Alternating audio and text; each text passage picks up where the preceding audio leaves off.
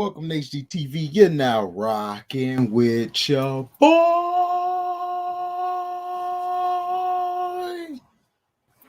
What's going on? Well,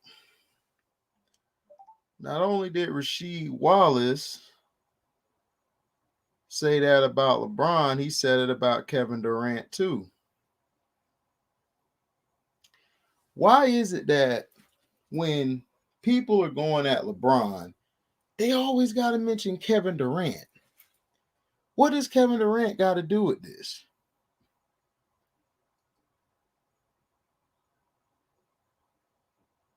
You know, this is what I'm trying to figure out.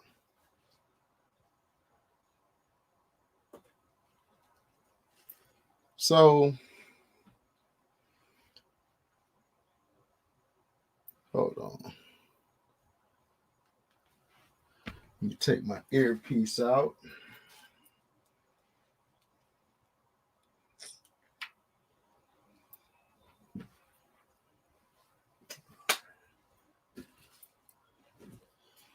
All right. Let's hear what Rasheed got to say. Too much success. Now he's a monster. Kevin Durant. And in that era, I don't think he would have had too much success. Now he's a monster. In this era, he's a monster, dog. So you don't think Kevin Durant would have been a beast? Well, because you got to look at it. Back then, you had a lot more posting. The game was inside out. Right. Now it's outside in. Mm-hmm. So you got guys out there that's like Rudy Gobert. They not even posting his brother up. Now, granted, he got a little bit of post moves. I mean, just a little bit. He made it this far though, doing these little post moves. Well, which one is Kevin Durant? So basically, he said the same thing about Kevin Durant. So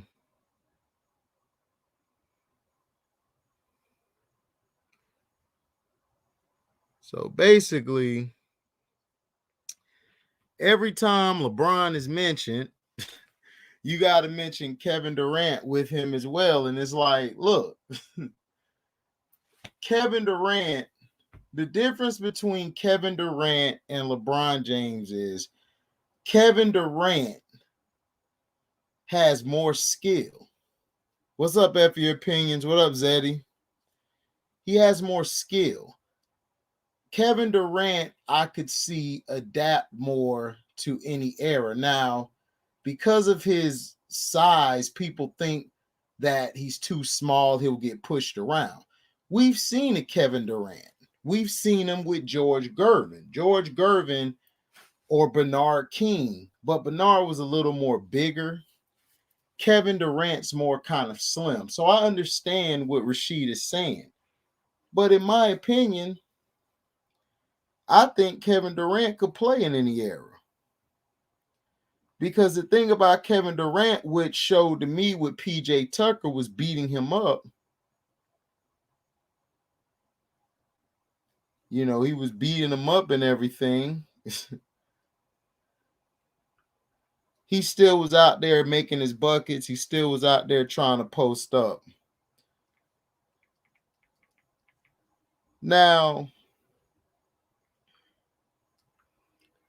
I understand what Rasheed is saying. Rasheed is right when he says the game was played more inside out back in the day. Today is outside in.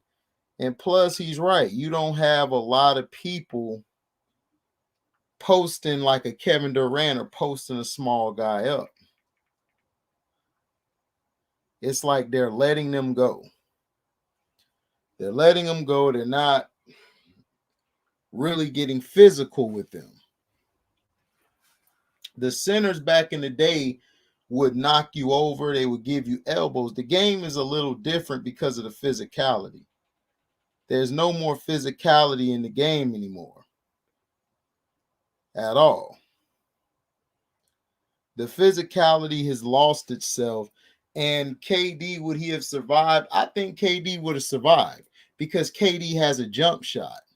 And KD would be able to get to some of his spots. Now, LeBron, the only reason why LeBron to me would not have made it is because LeBron has no skill. His skill is to run you over and get to the basket. That's it.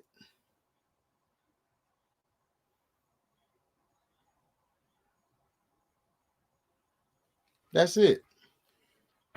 Is to run you over, get to the basket. Now, LeBron could pass the ball. He could pass. He could pass the ball very well, if not great. But his thing is he passes the ball when you're standing still. If it's a lot of movement going on, LeBron can't make those type of passes. He can make them if it's like probably one or two cuts. He can't make it when other guys are moving around. You see, Kobe Bryant, when he got the ball in his hand, Kobe would sit like this in the post. He'll look left. He'll look right. Soon as somebody tries to come where there's a guy that's running over top and the guy there, he'll try to rip it. Kobe will put the ball up here or put the ball low, pivot, or come back with the same foot. Still has that pivot foot staying right here, and he can make a pass here, or he can make a pass over there, or he could just go up, shoot the ball. That's what Kobe did. that's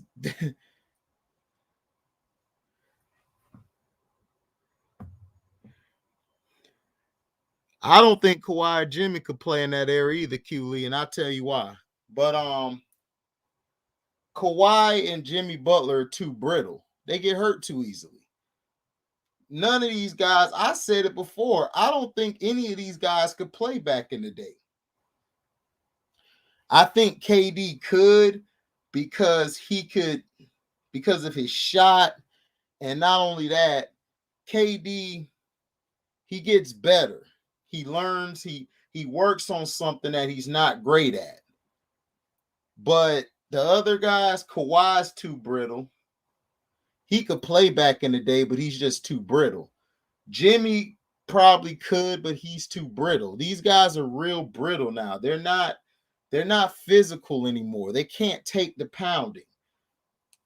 But what Rasheed means by the post up is when you had a guy like Kevin Durant on you, you get in position, you ask for the ball. Once you get it, you feel with your legs where the defender's at. Then you back down. Now you got to be careful because when you're backing down, the guy could just pull the chair from you and you fall on your back. But you backing down, the center usually can go in, hook shot, depending on the defender. If the defender's bigger than him, then he's going to do a fadeaway because you want to keep the defender off of you. But if it's a big defender, what Kobe would do, Kobe would give him that Akeem, that, or he would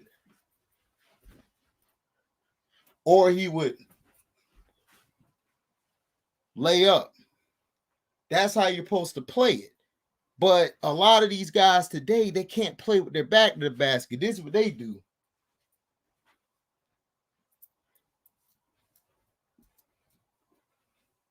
And then they do a step back.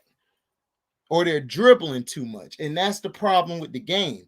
It's not one dribble or two in your shot. It's got to do all this move. What up, T. Hubbard, Q Lee?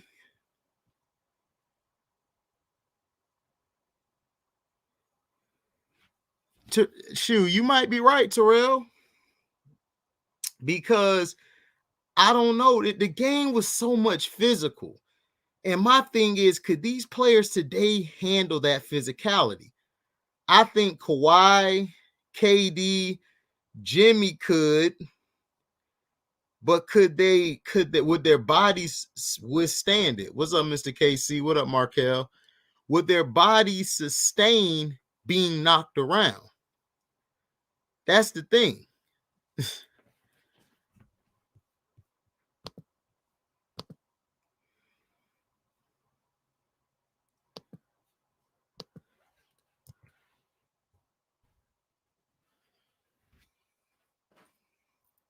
So we don't know. We don't know if their body could have sustained.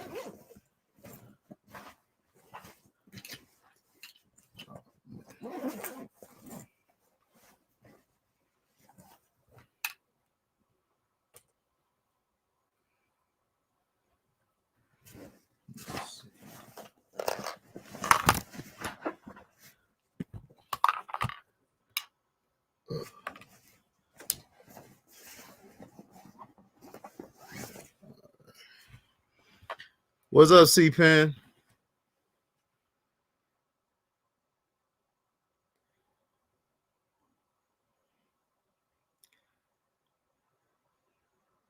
What's up, T Hubbard? A very small percentages. Yeah, KD could be taken out the game mentally, but to me,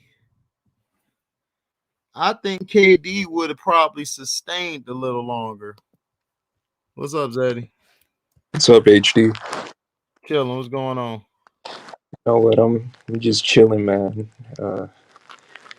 Like about this Rasheed topic or whatever. I don't know why. Like when you say something like you know criticizing LeBron or whatever, you know what I'm saying? The fanboys come out in full force. Like I never seen so many fucking butthurt fans in my life. And I used to be a fan of this dude, man. Like I mean, like notice I said used to. But like I just got sick of the fucking excuses, and I'm like, you can't criticize this nigga. Like even when it's constructive criticism, like they always be like, oh, you hating, oh, and then they bring other people into it. But oh, but Kobe did this, but MJ did that. We not talking about them right now. So like, Rasheed was telling the truth. Like, he didn't say LeBron wouldn't be like a great player. He just said Right. LeBron wouldn't be what he is now. Because you got to remember 2003, 2004, when LeBron came in the league. Like the league was changing. Like they weren't playing zone defense as much. And I don't know. Whoa, yeah. Yeah, And he wasn't dissing him. Rasheed was this what makes me mad. People think he was dissing. He wasn't dissing KD or LeBron. It's just he was saying that he doesn't believe they would have the same success they have today that they would have then. They would have to change their game. But my thing is, Gilly the Kid basically asked him the question. So, to me, I feel like to me, if LeBron played back then, it would be hard for him to get off because for one, what people don't understand is you could pick up guys from 90 feet. exactly. Get all in there. You can get all in their chest. See, Kobe already told you. LeBron hates physicality. Yeah, you said it in the book. Physicality, yeah, he don't like Facts. physicality. So a guy Facts. What's up, HD? what's up, Chance, man? You finally made one. Bro, Oh my god, man. Bro, Missing I just stumbled on this one, bro. I promise you, I didn't get no notification. I was just going through my thing. I was seeing if you was gonna post. I felt like a little stalker almost, bro. I felt like a little bitch almost. I ain't gonna lie, I felt like a little punk. Man, you want Like no I was stalking your good. page almost. And I don't like feeling like that. I don't like feeling like that, HD. I don't like feeling like that, man. All right. But nah, I had to see. I was like, damn, is he like? I don't know what's going on with this. You and Garcino, I That's cannot get y'all stuff, that's a hating ass YouTube, bro. yeah. Yeah, I know. man. I'm lucky my video premiered yesterday because I was in a different location, so they guess they didn't recognize where I was at. They ain't know who you was. Right. They They didn't was know who like, you was, huh? yeah. But But yeah, but the thing is, Zaddy, the thing is LeBron, his thing would be is it would be tough for him to get off because he would yeah, have to learn how to play off the off ball because back in the 80s, Yeah. 90s, the 70s, what the fans don't realize today is you actually played constructive basketball. Everybody played a position. You know, would he be able to play a position? Then he would have to play power forward because he's not a real great handler of the ball, and he wouldn't be as effective today as he would back then. Yeah, that's all he. Yeah. But Go ahead. What you were saying? okay, but speaking of Kobe, like the Kobe hate is real, bro. Like I know this is kind of off topic. I just saw it like on computers. Like they still trying to throw dirt on this. I read an article like from Colorado. Like, she was basically litigating like case again, and she like and they reopened like the case where like his bodyguard, not his bodyguard, but a bodyguard threatened to kill like a woman that accused him. And the thing is, like they tried to make it seem like in the headline that Kobe had something to do with it, but I read the fucking article and it said Kobe and his lawyer like they turned like they took it to the authorities. Kobe did the right, like he saved that chick's life, to be honest. But like it just pissed me off today. Like Yeah, but the chick in that case didn't want to testify because they were going to expose her for what she was. She was a oh, hoe, she was a slut, she was a Right. freak, and she She was a couldn't straight handle hoe. it. And Yeah. mentally, she wasn't going to happen. But my thing is, they were all praised. They all were being all coddling to her and everything, you know. But what about Kristaps Porzingis victims, or what about Ben Roethlisberger, Chad Willer's Oh, I didn't hear about Porzingis. I didn't hear about that one. but he has Right, fucking right. They had Exactly. Porzingis thing under wraps, Mr. KC, for a year before they talked about it. Damn. He was being accused of sexual assault. No shit. What That's about the first football time player that beat that's the hell first out of that time I black ever girl? heard What about about the football that. player that beat the hell out of that black Right. girl? We don't even know Yeah, his name. Chad Willer. Yeah, Chad Yeah. Willer. That's his Yeah. name. Chance. Yeah, Yeah, that's what I'm nobody really saying. knows Shit his out name. of that. Right. and Nobody Ben knows You his say his name. name, hey, you say his name, AD, everybody be like, who is that? Right. and Like, Ben what do you mean, who is that? You should know who that is. You know what I'm saying? yeah, and Roethlisberger raped 2 women, but like it's He never. sure did. But y'all Man, they want to got this dude on camera they got this dude on camera in the bar assaulting a chick. So I mean, yeah, come on now. come on, Right. Kobe, and Kobe didn't rape that. Come on, Nah, shit. Man, no, he didn't. No, he didn't rape that girl, man. Getting some pussy just like everybody else. Right. She had like 3 different niggas come inside of her She, in her she panties. thank I think you. it was 4. Bro, she thought she Yeah, was gonna be something crazy. she thought she was gonna be a side piece, and nah, you was just an overnight thing, baby. That's it. Right. I think that was Shit, you know what I the mean? handlers. I think that was the Right. handlers trying to get Kobe like they've been getting all these other black stars yeah, trying to get one on Yeah. Kobe. like That's because what You that know how that was. go. that big Mm-hmm. Nike contract, and like, he was, Mm. and it happened at the time where like, okay, we gonna Jordan because like they were ready to give Kobe off, but like Kobe was not a kiss ass like, and because he didn't bow down, I think like, no, I'm gonna put you in your place, and I'm like, that's what I think happened. To be honest, I could be wrong, but like usually with like the celebrities that don't kiss ass, like bad shit happens to them, and the ones that do, like they're elevated. Like uh, HD was saying, like LeBron, oh he built his school. Like I feel like LeBron has some dirt on him. Like I, I don't know Oh what yeah, he got plenty dirt, bro. He I, got dirt. I, Yeah, I he don't got dirt. type it.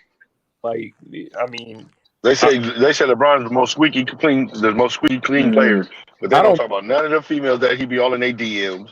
They'll talk about none of right. the females that he busted all on the side. Remember the one Like, chick? come on, Remember bro. remember Yeah, the she one busted chick him from out back? for his lame ass talking on the Yeah. DMs.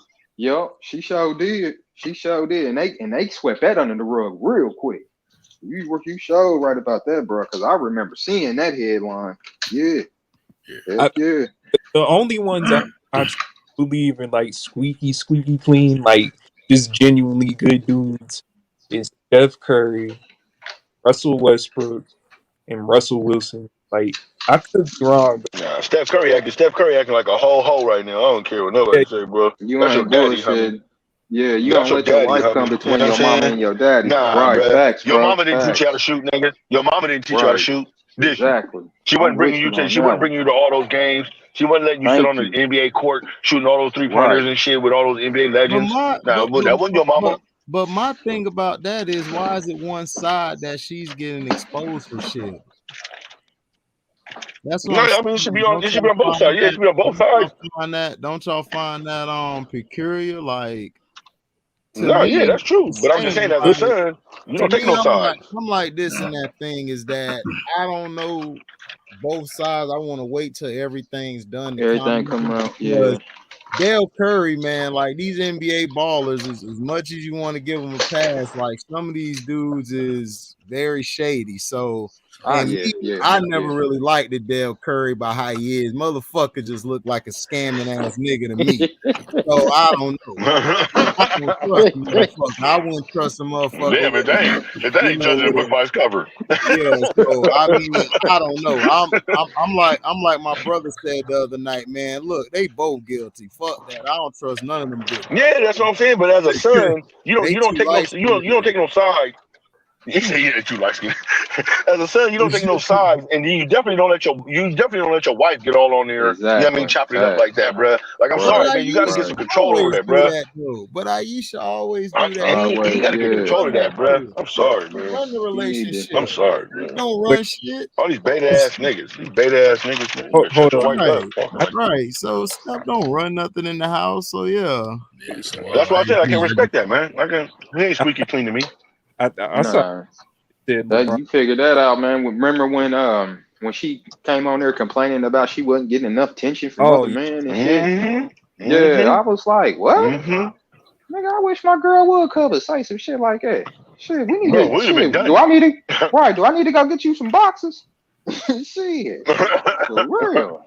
But that's my thing, is that, like, with her and everything, like, I don't know about that situation. I really don't give a shit. To me, Dale Curry was nothing more than a role player, bench player. So he's nobody. The only thing he good at was he made Steph. So I mean, other than that, I could care less about him. It's far beyond his father. So that's the end of that. Oh yeah, of course, man. Right. Yeah. I don't really care. It's like, okay, like, I'm just being honest. Like, to me, if it was about Aisha or Steph, I would be more interested than these two. I really don't care, because to me, I don't know what happened behind closed doors, because Dale Curry wasn't in the spotlight like that. It wasn't like a Michael Jordan or like a Kobe or people like that, where you could have a better insight. But with this, it's like Dale could have been fucking off and nobody know about it, and he was slick with his shit and didn't get caught, but she did. So I'm sure I don't he had care. right. Yeah, I don't know. But like know. you said, who cares? Right. Like you said, AG, who really cares? You know what I'm saying? Okay, now. All we talking about is Steph Curry. You know what I'm saying? Like, all we care about is Steph Curry. Who really cares about his daddy and his mama? You know what I'm saying? I don't need to hear about y'all every day in the thing, though. You know what I mean? Every day on media. And then, this part comes out. And then this part comes. Look, shut y'all old asses up and sit down. Right. Y'all talking about each other in the media. So, you know what I mean? You're embarrassing your son. Okay, all right. So what do you think about what Rasheed said? Rasheed basically said he doesn't feel LeBron or Kevin Durant. He didn't say they wouldn't be able to play, but he felt like they wouldn't be as effective as today. Like, they wouldn't be as dominant today as they would be in the yesteryears. And he basically was saying how the game was played inside out, where today is more outside in, and players have a better advantage. That's true. So I feel like that's true. Play though, like, I feel like KD would be able to adjust his. Zeddy. Okay, well, let me answer first. Okay, this goes to Nick real quick. I'll come back to you, Zeddy. Go ahead, Nick. Now, as far as LeBron said, of course, that's automatic. He will not be able to play in like an 80s or a 90s era. You know what I'm saying? He has no moves. Like Dennis Rodman said, he has no moves. He depends heavily on his athleticism, and he wouldn't be able to survive. Now, Kevin Durant, on the other hand, playing in the 80s and the 90s, as great of a player as he is, and as you know, he's one of the greatest scorers of all time, in my opinion. As skilled of a scorer as he is, as a player overall, his gameplay, I don't think he would be as successful as he is right now. I agree with Rasheed Wallace on that. Because believe it or not, he really thrives in this era right now, in an era where physicality is absent. The lanes are a lot, they're open, they're not clogged up anymore. You can't hand check, so you can create on your shot as much as you can do all your little fancy dribble moves, you can dance with your hands, you can do all that, and you can try to embarrass your defender and all that stuff, and Kevin Durant, as we know that Kevin Durant, you can actually get in his head, you can take him out of the game mentally, and in the 80s especially, he wouldn't be as sharp mentally up here to actually be as effective and as efficient as he is in this era right now, and as well as the physicality. Kevin Durant, due to his size and the way he's built, the physicality would have taken its toll on him, and he wouldn't be as effective. Yeah, you and Q Lee said that. You and Quentin said that. So I agree with both what y'all saying. Right. Before I get to you, Zeddy, Chance, what do you feel about what Rasheed said about Kevin Durant and LeBron James? Yeah, I can't really disagree too much, except for probably the Kevin Durant thing, just because Kevin Durant is a deadly shooter, and in that era, if you were a deadly shooter, you could still get off like a deadlift shrimp. You know what I'm saying? Deadlift shrimp wasn't big, he wasn't too muscular, nothing like that, but he can battle when he wanted to on the inside. But with that shot, he can always do his thing. And I believe with Kevin Durant having that kind of shot, he can still get out there and do his thing.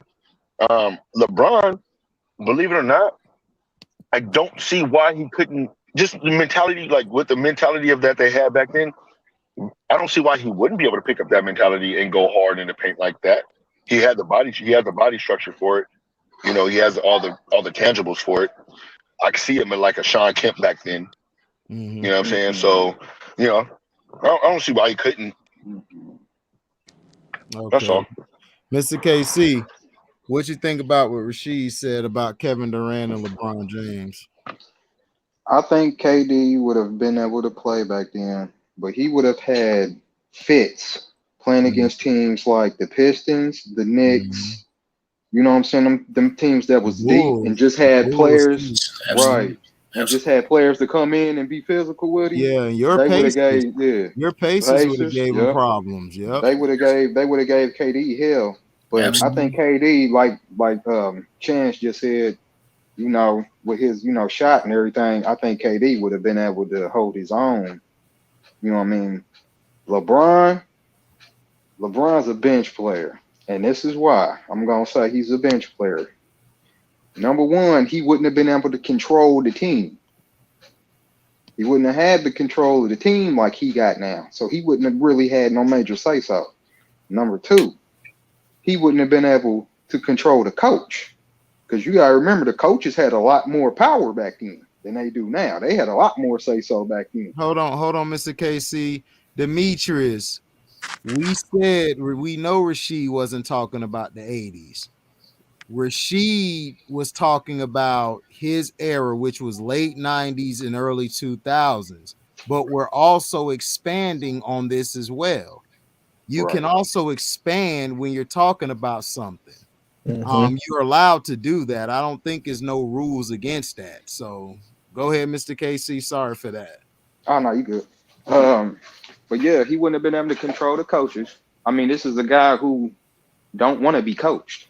Right. And that's, you know what I mean? That's a fact. He don't want to be coached. And that's the number one thing, Mr. KC, you said, is that he don't like to be coached. So how would he also add to what you're saying, to double down, asking you a question, how do you feel he would have been able to handle somebody like a Chuck Daly or a Larry Brown or any type of coaches like that? Remember when Glenn Big Baby Davis was crying on the bench? That would have been him. He'd have been on the bench crying because he's a softie, bro. He's not mentally tough. He's not mentally tough. I don't see LeBron James getting in the gym, getting in the post game and doing all that. He ain't gonna be able to play the point. And you know what I'm saying? I just don't think that he would have made it back then, bro. I think he'd have been a bench player. I really do. He'd have been a bench player, man. I just don't see his mentality switching over. You know what I mean? To handle all that, because he don't do it now. Right. And as soft as the league is now, he don't do it. Exactly. You know what I mean? And he could be taking a huge advantage. You see what I'm saying? If he had that type of mentality, LeBron would be unstoppable. Correct. In today's game, just saying in today's game, because they don't play D. You know what I'm saying? It's wide open. So yeah, I think he would have been a bench player at best, bro. Absolutely. Okay. And to Sterling, what do you feel about what Rasheed said about Kevin Durant and LeBron James not being able to play in his era and everything?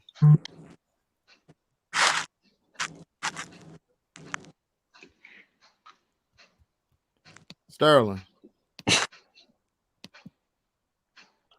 Your mic's probably muted, Sterling. Mute your mic, Sterling.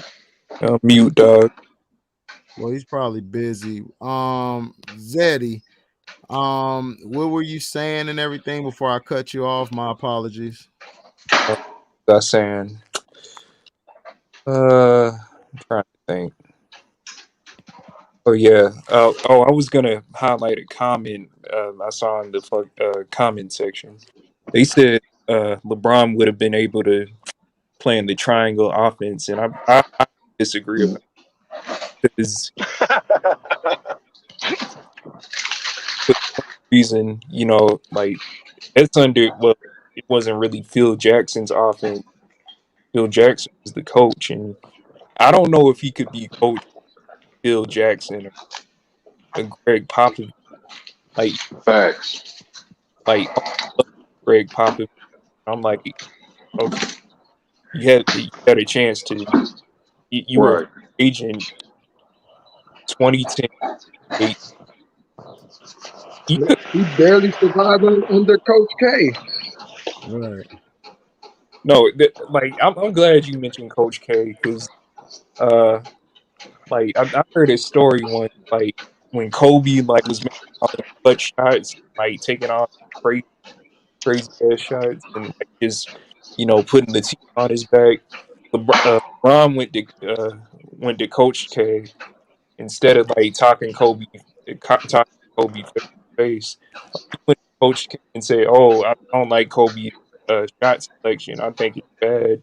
He could have told Kobe that himself, but he went behind his. I never heard that story. Yeah. It's on. I forgot what publication it was on. Yeah, I mean, it's just the type of player LeBron is. He's Right. and I'm like, people don't see, but I mean, it's real. And this is coming from someone who used to be a big fan of his. I used to defend this nigga every fucking time. I wasn't a fucking Bron sexual per se, because I was a Kobe fan first and foremost. But I defended this nigga every fucking chance because I'm like, but I don't have a problem with people who. Oh, that's like half the city of Cleveland now, man. Yeah. First off, let me say go ahead, salute the panel, salute the HD and all the videos. I appreciate your reporter type videos. It's very informational. But as far as Bron, man, what he had played during Rasheed time, like when Bron came to the league, physically, yes. Mm-hmm. Physically, he could, because it's just his body and him just being faster and all that, athleticism, but skillfully, hell no.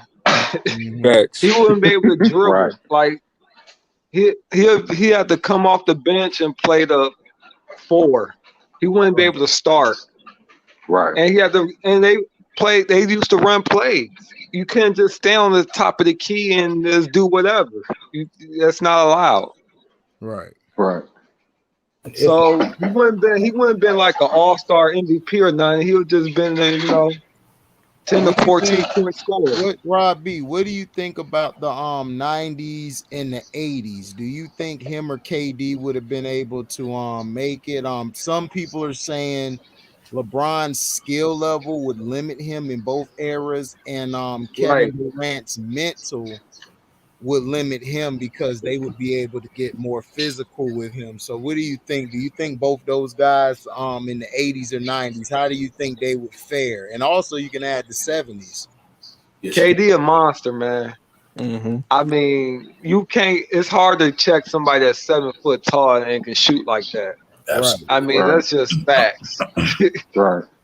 But what I remember watching KD early in his career, you could kind of like push him off the spot and force him left. They used to do that early in his career, and he was still giving people 20, 25.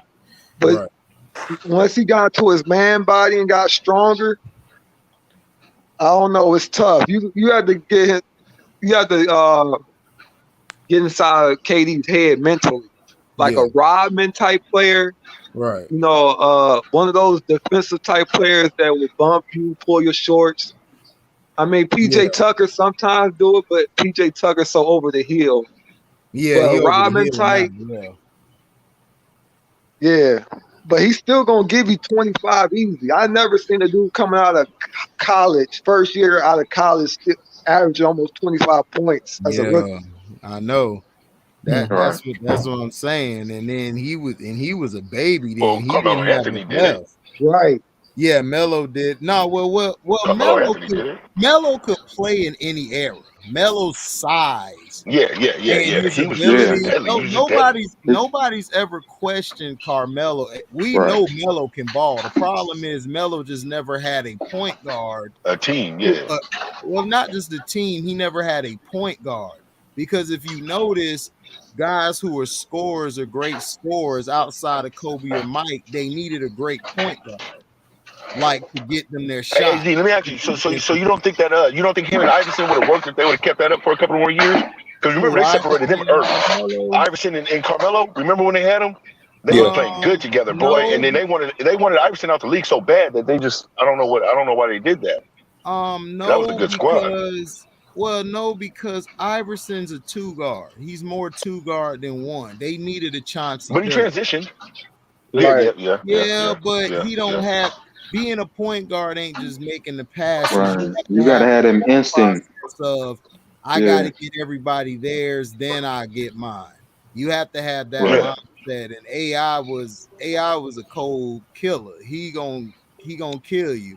He'll give you the ball once in a while, but when AI get cooking, I don't want to get a ball to Melo or anybody. I want him to take the shot. So to me, now if they would have added a point guard, like you see how Westbrook and KD were, if you would have had a James Harden type player with Allen Iverson and Melo, that team could have won the West. They could have had a chance though. That's what I'm saying. They separated the team so early that they never got to build on that team. You know what I'm saying? And Carmelo had that team. Like that team was ready to go if they would have kept adding more pieces and got rid of his coach earlier because nobody liked him and him and Carmelo wasn't getting along at all. So I don't know why he was there for so damn long. That was retarded. That team was good. That team was better than the Lakers. Yeah, but him and the coach didn't get along. Him and Carmelo and the coach always had beef. Like they just didn't like each other at all, and they kept them around for 4 years. George Karl, he's George Karl could rub you. He could rub you the wrong way because that's what I'm saying. That's what I'm saying. Yeah, Melo wasn't the only player that didn't get along with him. No, but he's the star. But he was the star. So you have to make sure that your star is good to go. If your star ain't cool with the coach, then you're not gonna have that. You know what I'm saying? But so when Allen Iverson came, here's the thing about Melo though.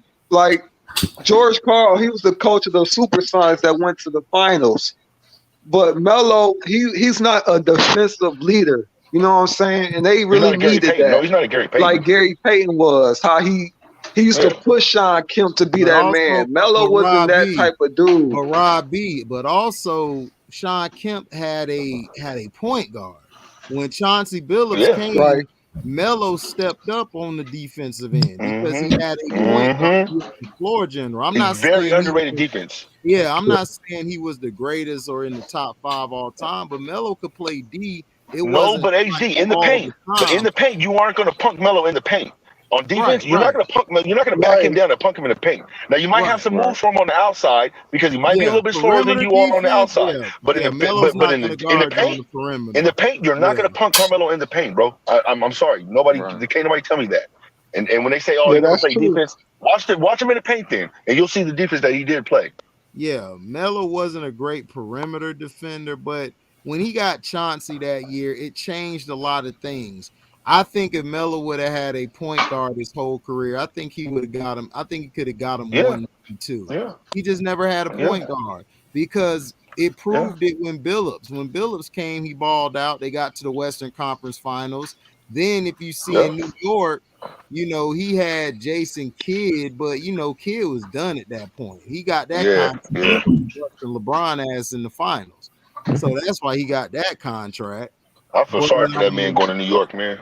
Yeah, and then Jeremy Lin was doing okay, but he had no left. And in Houston, they decided to up the price on his third or fourth year option.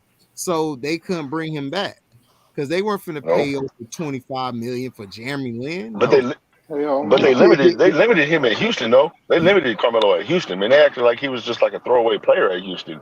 And then after that, no team wants to pick him up. Like what? They didn't Since when? Like he's not better than half the bench players that you have in the league. Are you serious? Carmelo's not. They didn't know how to use him in Houston. Yeah, they didn't know how to use him. No, they didn't.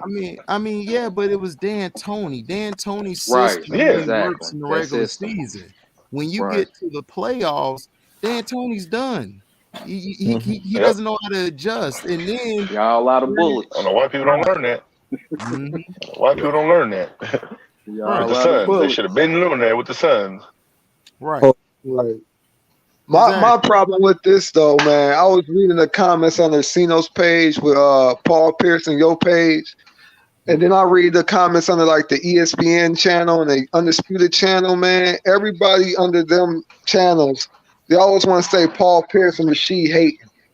I'm like, how many times are these Hall of Fame players gonna be called haters?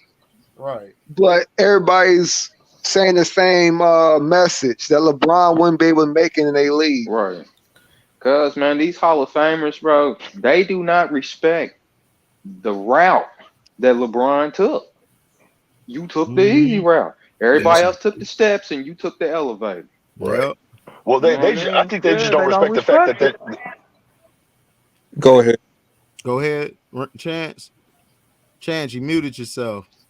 Oh, my bad. No, I was saying, I just don't think that they respect the fact that how they gave LeBron the league, like they gave it to Jordan, but Jordan actually took it and ran with it. LeBron needed so much help. Right. He needed so many narratives by the media, you know what I mean, to help him out. Jordan didn't need none of that. He didn't care if you talked about him in the media. What Jordan was going to do was he was going to go out there and he was going to kill you every single night. There was no ifs, ands, or buts about it. There was no media that could stop it. You know what I'm saying? Other players, though. Yeah. You know what I'm saying? Paul Pierce and Rasheed Wallace are hell of a players. Don't be calling them haters. They actually see something. Oh, hold on. That's all I'm saying. No, I agree with that. But I'm saying I believe that's why the OGs of the game are kind of upset. Michael Jordan had to earn his spot. Even though they gave him the keys, he still had to earn that spot and take them keys and drive with it. You know what I'm saying? They didn't give him to him the first couple of years when he came in. You know what I'm saying? He didn't have no squad. He had to fight when he went into the paint. He had to get bullied. They used to say that about Michael Jordan too, the older players. They used to say Wilt was the best or somebody else, but they ain't never called them haters. No. But that's because they. Well, no. Back then they did call them haters if they hated on Michael Jordan. They did not give them a lot of love if they hated on Michael Jordan, and it was because nobody really had the keys to drive in the game. You had to earn your keep, and that's why they were kind of mad at Michael Jordan. But then you really couldn't get mad at Michael Jordan because once he got those keys, I mean, look at what he did, bro. I mean, let's just be honest. Also, look at underestimate his game. Like he was. That's what I'm saying. He was one of. I don't mean to cut you off, Chance, but no. Do you think? I'm just saying, like they couldn't. of course, they always, they would say, well, every time somebody would call Michael Jordan the greatest of all time, even back then, they'll be like, well, you haven't seen players like Oscar Robertson, Elgin Baylor, Will Chamberlain. You know what I'm saying? Even though they said that, but they would always, honor and tribute, and pay tribute to the fact that Michael was one of, if not the most unstoppable player of all, in the game, the game has ever seen. You know what I'm saying? Like he could do things on the basketball court that many other players, even back then, could not do. You know what I'm saying? So that's that only Dr. J could do. Michael thing was more he did stuff behind the scenes. Right, exactly. In front of the camera, where LeBron does it like he'll smile in your face and then do something else. But the thing about Michael is they didn't like Michael because Michael behind the scenes would say slick was an asshole. Yeah, he's an asshole. So Will Chamberlain, Will Chamberlain, just got tired of it because Mike was being disrespectful. Yeah, and Wilt had to let him know, like, dog, I will bust. Especially when it came to Bill Russell. They changed Bill Russell though. To attribute Bill Russell on those Kings. You know what I'm saying? Right. So that's what I'm stop me in my dollars. Right. So they've always disrespected Wilt. People always thought Wilt was bitter. No, Wilt was upset because y'all trying to put all these guys ahead of him, and Wilt dominated he dominated. Like it wasn't it wasn't like Shaq, where Shaq was offensive fouling people. This guy was literally killing you with skill, with footwork, with hook shots. It had to be skill back then. Everything. You had to. Right. Well, they always say Wilt was just so much taller than everybody else. Yeah, I mean he was, but I'm just saying it's like, okay, if he's so much taller than everybody else, he still is dropping damn near 50 points, 80s, 100. Right. Come on, remember with three people on him. He had 3 people on him. Remember Wilt told the league at one point he was gonna stop scoring as much because he was so dominant. That's when he let the league assist. He let the league assist. But that's when they changed the rules. But Nick was right though. That's when they changed the rules. They shrunk the court. They did everything. The half court. They shrunk the key. Everything to stop him. He still was dropping his buckets. Exactly. That's something I haven't seen Shaq do. Shaq would get you some like 50s and probably a 60-pointer, but on a consistent basis, he wasn't doing that. He was giving you like 20-some and like 10 or 12. Right. Wilt was giving you, even at the end of his career when he stopped scoring, Wilt had 18 points and almost 30 rebounds a game. Don't forget Charles Barkley. Charles Barkley was at the end of his career, he still was averaging almost 15 to 17 rebounds a game. Shaq Charles Barkley was a beast. I mean, that's what I'm saying. So I don't try to disrespect. Charles Barkley was a monster. Shaq really wasn't dominant as everybody say he was. Hell no. I totally agree, man. Especially when you got Dennis Rodman beating you up. Dynasty. Oh, go ahead. No, what you're saying, Rod? No, I always say that Laker dynasty was so overrated, man. I mean, I love Kobe to death. To me, Kobe did his part. Wherever they asked and more, he did his part. But the Lakers got so much help, man. They should have never beat Portland. They did. They should have never beat Sacramento. What about Sacramento? Yeah, Sacramento. They tried to cheat the Pistons, but the Pistons just blew them out. But that's what I'm saying, Robbie. Like those 3 teams, the teams they beat were better than them. I never seen a ball. I never seen a ball roll. I never seen a ball roll to a person that good. Like that ball rolled straight to Robert Horry, like a bowling ball strike straight to his hands, bro. I've never seen a ball roll that good. I mean, it rolled to the perfect person. Like you couldn't have it roll to a better person in your life to hit a big shot. A big shot Bob. It's like the ball was like, hey, Bob. It's like the ball was like, hey, Bob, I'm coming. You know what I'm saying? Like oh, my God, bro. I was like, wow, this ball just rolled right to him. Well, Velati dumbass tip. That's what Kobe was saying to Shaq is like he tried to figure why he would tip it out instead of just tip it like down, like just knock it down. Yeah. He just tipped it and Robert just said wet. Man, that was water. Right. I don't even remember no net coming up or nothing. It was just water. Like wow. That bit hit none but net. That Yeah. was a beautiful. Hey, if I could say this, if I could say Yeah. one another thing about Will Chamberlain, just to attribute to him, Go ahead. people, players. I don't mean to cut you off, my man, but just another thing to back up what y'all said about Will Chamberlain earlier. Players and they always talk about, man, well, Will Chamberlain didn't, there wasn't that much competition back then in the '60s, and it's like, dude, and Uncle Frank has said this many times as well, and I agree wholeheartedly. There weren't that many teams. There weren't that many jobs in the league at that time. There was like 13 teams, in the NBA at that time. So, role players like Steve Kerr or John Paxson, they wouldn't be drafted. They wouldn't have made it to the league back then. So the best players were playing against each other every night. You had Oscar Robertson playing against Bill Russell every night. You know what I'm saying? You had Willis Reed going up against Will Chamberlain every night. You know what I'm saying? Players like John Pettit, Zelmo Beatty, freaking Nate Thurman. You know what I'm saying? Who else? Pete Merritt. Man, Havlicek. Pete Merritt. Yeah, exactly. So you had players. You were playing against the best every night. You know what I'm saying? You had to be skilled. Now here's my thing. People always talk about when Will Chamberlain was taller than everybody. I mean, dude, it doesn't matter. You could be 7'8" and not have any skill at all, dog. You know what I'm saying?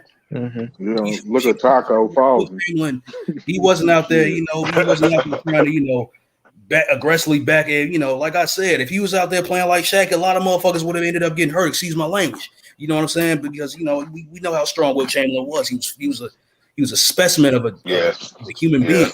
You know what I'm saying? Like Will Chamberlain, he's one of the most skilled players, in basketball history. Like freaking he before Tim Duncan started, to polish that bank shot, like Will Chamberlain, he used that little turnaround fadeaway bank shot and he was hitting it with ease. Like we didn't seen Will Chamberlain in videos hit hook shots with ease, not even, breaking a sweat with, four times in a row from 3-point range. You know what I'm saying? We heard stories about Will Chamberlain hitting 20 out of 25 half court shots like they was fucking free throws. You know what I'm saying? Like that, I'm sick and tired of the fucking disrespect. Excuse my man. Nick, now you good, Go dog. ahead, Nick. Go ahead, Nick. You cooking, baby. Go ahead. Go ahead, Nick. You cooking with fish grease, boy. And Bill Russell, I mean, and Bill Russell the same way. You know what I'm saying? Like Bill Russell is one of the greatest minds in basketball history. That was my next thing. One of, if not the greatest defender of all time, could guard damn near all 5 positions. And you got to understand something, bro. And people always want to talk about, how, man, players wasn't as athletic in the 60s as they are right now. And that's freaking bullshit. Right. That's what you had motherfuckers. Motherfuckers want to act like motherfuckers wasn't out there jumping. He want to act like you froze up. Oh, you froze up. You froze up, Nick. And the internet, he was cooking with He was cooking with butter. They said Nick He was cooking with butter. Nick was cooking. You know what I'm saying? He was cooking with that hot oil. Like plus and also, man, you have to understand, like they keep freezing able to guard, he don't care about the glitch. He coming back on the glitch. They messing with the channel, man. Good. That's probably where he's walking. Hold on. Him walking around. Hold on. Yeah, you glitching, Nick. You got to walk back to where you was, fam. Shit. Am I good now? Yeah, you good. Yeah, you good now, fam. Hello? Yes, sir. Yes, sir. You good now. Okay. Yes, sir. Damn. Okay. All right. So like I was saying, as far as Bill Russell being able to guard various positions, like you have to understand, guards back then, if you watch films like that, like guards like Bob, like not Bob Pettit, Bob Cousy. I mean Bob Cousy and Jerry West and all those guys. Fast. They were fast, dude. Even though they didn't have handles like how Steph Curry and Kyrie Irving do like now. Like right now, they were able to. They had what do you mean? Pete Maravich had the best handles ever. Fast. They would get up the court like they could run they could run the court all damn day and shit. You know what I'm saying? Like, and Bill Russell, like his court awareness and his IQ, and he was as a center at 6'9", 6'10", was able to he was an underrated passer. He was, as far as like handoff passes, he was always able to get players, his teammates in great positions to score. You know what I'm saying? That's a very underrated attribute in Bill Russell's favor. And also, you did your thing on that one, Nick. You was cooking with fish grease on that one, fam.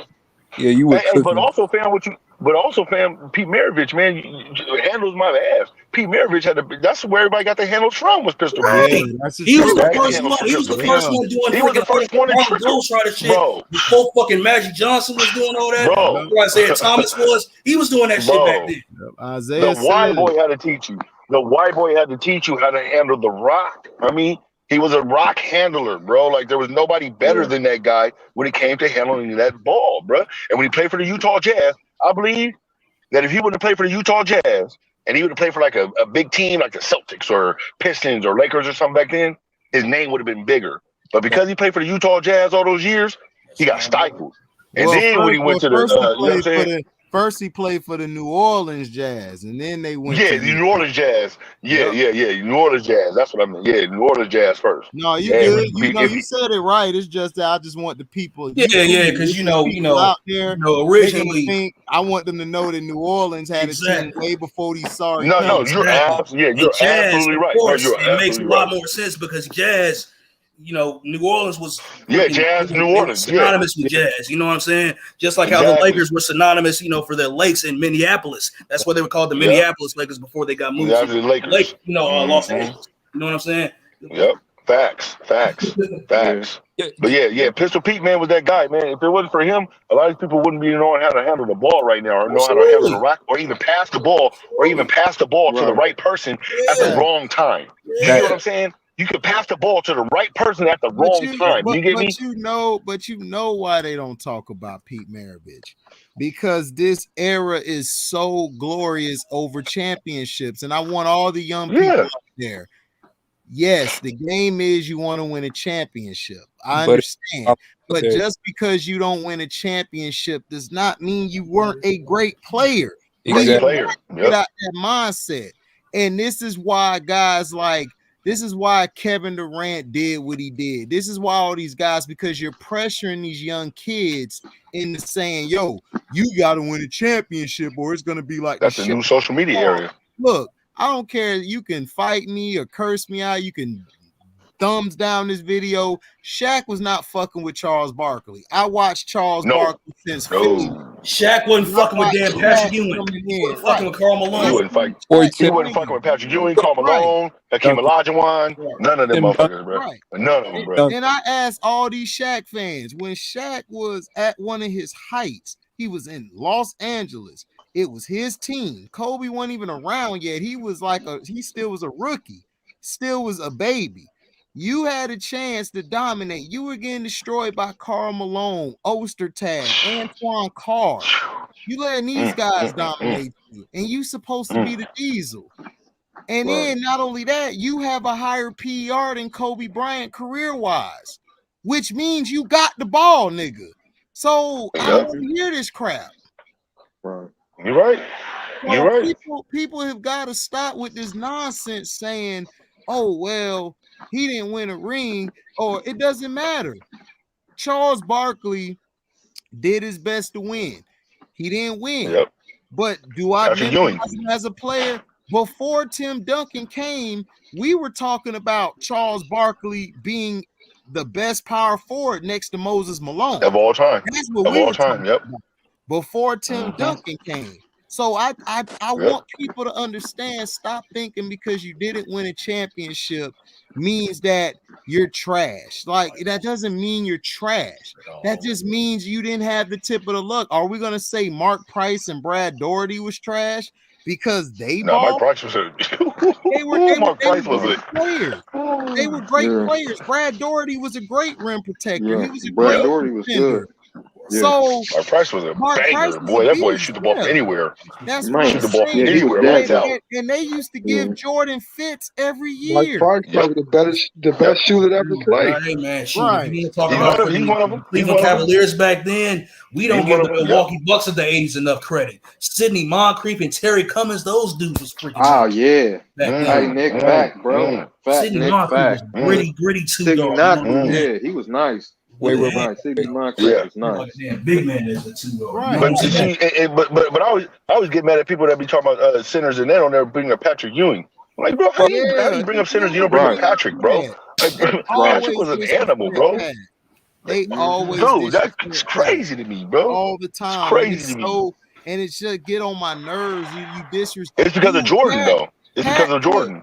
Pat took It's that Jordan to game championship thing. 7.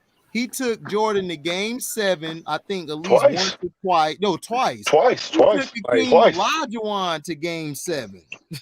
Yep. So he took 2 of the best players in the 90s to the game 7. That's and remember, impressive. he didn't have a lot of shooters on his team. Right. He did not have a lot of shooters, bro. He had John Starks. That was it. That was it. That was it. And bro, people are not even thinking about Anthony. Anthony, Cole Anthony's dad. I forget his. Oh, Greg Anthony. How do I forget Greg Anthony. Greg Anthony. He was not a great shooter. He was a cool. He was a cool point guard, but he was not a great shooter for that team. You know what I'm saying? Doc Rivers was an average shooter. Doc Rivers was never a great shooter. Yeah. He was great. He could push the ball up the floor, but he was never a great shooter. All they had was John Starks, bro. And then they really didn't have no power forwards because they had muscle. They had Anthony Mason and they had Charles Oakley. Those are not people that you rely on for shots. Those are not people you rely on for shots. Those are people you rely on to knock somebody's ass out every night. You know what I'm saying? They were enforcers. They really didn't have, they weren't like so when Pat Riley was doing all that work, he was doing it really on his own with John Starks. Like it was him and Johnny. The whole like they was here's Johnny. Like that's all you had, bro. That team was built to physically beat you down. They weren't built to outscore you. They was built to physically wear you down. Wait. The Pacers. The Pacers were built for the same thing. The Pacers were almost there, bro. They were almost there, bro. They would have got Ron Artest earlier. They could have probably won the championship, bro. Hell yeah. You know what I'm saying? And that's just real chop. I mean, real quick. People don't even remember Ron Artest. Real quick too. I want to say this too. Since you brought up Patrick Ewing, and that's freaking blasphemous how they don't mention Patrick like that. You know what? You know another center that they really don't mention like that. And I've said this before. Jack Sigma, you know what I'm saying? Like they really, oh man, they like freaking Sigma all the time. Let me show you something. Yeah. What do you got? I don't really remember Jack Sigma game. Sigma was a beast, homie. For some reason, bro, I just don't remember a lot of his games. Nick taking us to school. I'll show Nick giving out on the And I'm pretty sure I'm pretty sure y'all know this move that it was the reverse pivot, like you know what I'm saying, like something like this. You know what I'm saying? He hold the ball up, over his head. You know what I'm saying, just to and hold it. Like that's that influenced Dirk. Guys like Dirk Nowitzki and Tim Duncan, and like guys like that. Yeah. Hey Nick, because he would reverse pivot. He would either go to the hole. Or if he get you with the pump fake, he would go around, go to the hole, or he'd shoot that little 10-footer. Ewing could shoot. Yeah. Ewing could shoot that little 10, 12-footer. Yeah, he could shoot that. He stretched the floor out. Yep, you showed right, Nick. He was, Well, y'all know Nick was at the game, so. Nick was at the game. Like in 1962. Nick was the ball boy. Hey man, listen, man. Guess what? My boy Nick was out there still giving them buckets. They couldn't mess with Nick. Nick palming the ball. You know what I'm saying? Cause see, he got the Xbox controller, so that ain't nothing. So he just like, what is that? What is he like this? You reach, I teach, young man, just rubbing their head and just grab. I'm like, what is going on? Real quick. Hey. Go ahead. Go ahead, Zeddy. Okay. I saw another comment. Like, I don't know where they getting this stuff from, but like, back to LeBron, like, because the topic says Nick been hitting his peach baskets. My bad, bro. It was funny though. I'm sorry. Go ahead, bro. I'm sorry. Good, bro. But someone said LeBron played in Rasheed's era, and I'm like, nah, not really, because Rasheed's era was the he was on the tail end. He was on the tail end. Yeah, Rasheed was just trying to get around and make some money. Oh, Rasheed, damn. Yeah, he was just trying to make some money still in the league. Yeah, and another thing about LeBron, like, kids nowadays, like they think LeBron is the end all be all. Like they ignore the other players. Like, oh, LeBron, like, oh, LeBron would never. LeBron this, LeBron that, and I'm like, yeah, Well, they Jordan. were he's been marketed that way. You got to understand, I don't have a Yep. problem. Listen, I don't have a problem today with kids or my little brother and them like LeBron. They like Kobe a little more, but they love LeBron. But because they haven't seen nothing else. They didn't get to Yep. see Kobe really in his prime. You know what I'm saying? And then all they seen is LeBron. And then you got to understand, the media is who I blame. I blame the media for Yep. this because they don't promote the teams and stuff. And also, I blame all this player movement because you don't have a guy who stays in the town. Because Rob B said this, I think not long. It was like, I think 3-4 live chats ago. He was saying that guys don't stay in the same place for more than 7 or 8 years no more.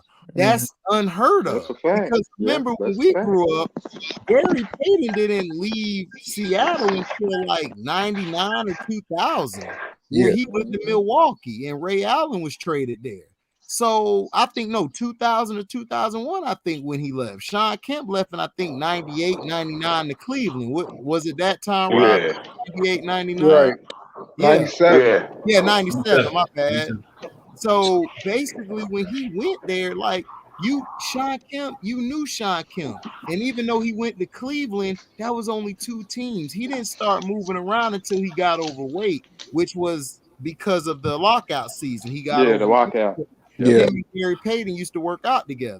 And then you also got to remember Charles Barkley was in Philly since 84. And then he left in 92 or 93 to go play for the Suns. So he was with the Suns for a little bit, but he stayed with one team, so people knew him. Even though he went from the Suns those 3 years, then to Houston, you knew Charles Barkley because David Stern promoted everybody. He promoted talent better. And nowadays, what the media does is it's like, okay, we're just gonna push LeBron and market him. So you gotta understand, Zeddy, these kids play 2K all day. They don't watch the games. They play 2K and then they watch highlights.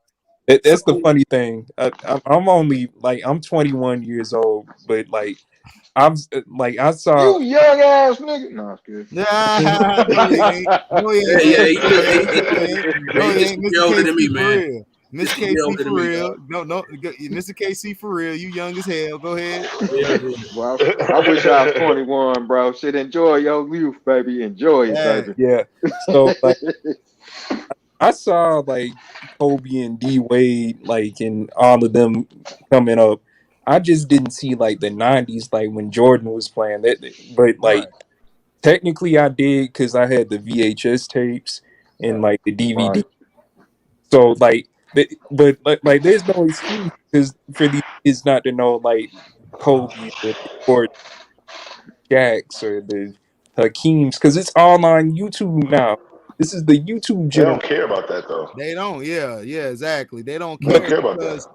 they look at that as gold and they like everything now up to date. You gotta understand, it's a few guys like you or Nick or Valentine, or Christian. You guys go back and study your history. Guys don't do that no more. Right. Guys don't really care. Like, I saw some of those games live. Like, I remember I was like 5 or 6 years old. I saw, like, I was with my dad. I saw Kobe's 81-point game live. I'll never forget it. Oh, live. Okay.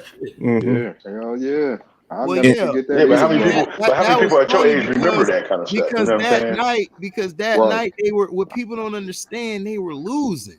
They So were when I was seeing it, I was watching it because they had the split screens going on. We were watching some game. I forgot who was playing. I think the Suns or Mavericks or somebody was playing.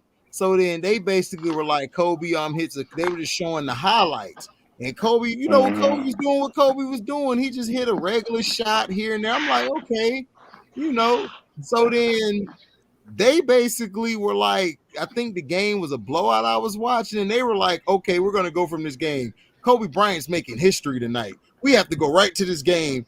And I just see this motherfucker get a steal and just dunk that bitch. Yeah, he Everybody in dunked. Staples Center was going crazy. And I think he Two-handed back scratching. in the 60s. Yeah, I think he was in his 60s. I was like, this nigga is 60.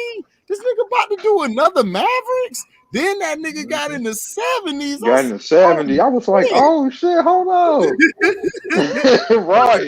No, I said, Kobe going for the triple digits. Right, he going for Wilt. I thought he was finna get Wilt record, and I was like, he finna get Wilt tonight. HD. Had he had a better start in the first quarter, he'd have had a chance to get that 100. He would have gotten 100. He had a better start in that first quarter. He would have got Wilt, bro. I think he would have passed Wilt with that Dallas Mavericks coming out in that third quarter. Yeah. He would have passed. I'm so mad though. He just kind of chalked it up, but he could have passed Wilt. Well, because he didn't care about stats and they were blowing him out. So he was like, F it. That's the difference. Then you got a chance to pass Wilt though, man. I gotta take. Kobe didn't care about all that. Kobe wanted to win. Kobe was like Jordan. He want to win. See, that's the thing.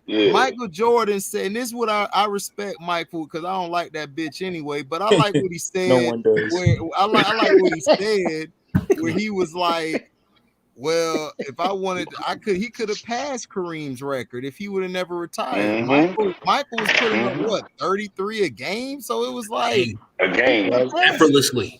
So he don't play for that. Michael played for championships. Michael played, like I said. I mean, I get the Kareem record, but when you in the moment and you got a chance to make history, you gotta go for it. You ain't thinking about it. Again, like I thinking about it though. Kobe didn't care about that, bro. The goal is to win, not to fill up a damn stadium. You're not thinking about that, yeah. But they were they were blowing him out, right? Exactly. So Phil was like, he just took him out, and Kobe was like, "Fuck it, I'm done." You don't want to risk nothing. You don't want to risk. You don't want to risk Kobe getting hurt. Yeah. Right, like bro, back in the day, that's what they did, man. If you was up big in the fourth, they took you out. They ain't do what Brian do with their stat pad and all that. Yeah, it was plenty nights. Mike went off. He could have got that record, but he of course. But here's my point about But think about this: how many times does Curry could have passed Mike? You know what I mean? Could have passed some of these records. I don't know. And then they sitting down in the fourth. That season they went 73-9. Oh my God, a few times. Bro, he could have got 81 easy, bro. He could have got 81, bro. They sat him down. They sat him down. Bro, he could have got 100 easy, but they sat him down the whole fourth. Yeah, their bench was so lethal. He didn't have to play in the fourth. Their bench, people forget that bench was nasty. I'm glad you brought up Curry to be honest, because it brings me back to my point with LeBron and how the media over glorified him. Like, even though like the Miami days, like when he was playing with Miami, like people gotta understand LeBron is popular like among the youth, like kids and everything, but he's not this Jordan-esque figure everyone thinks he is.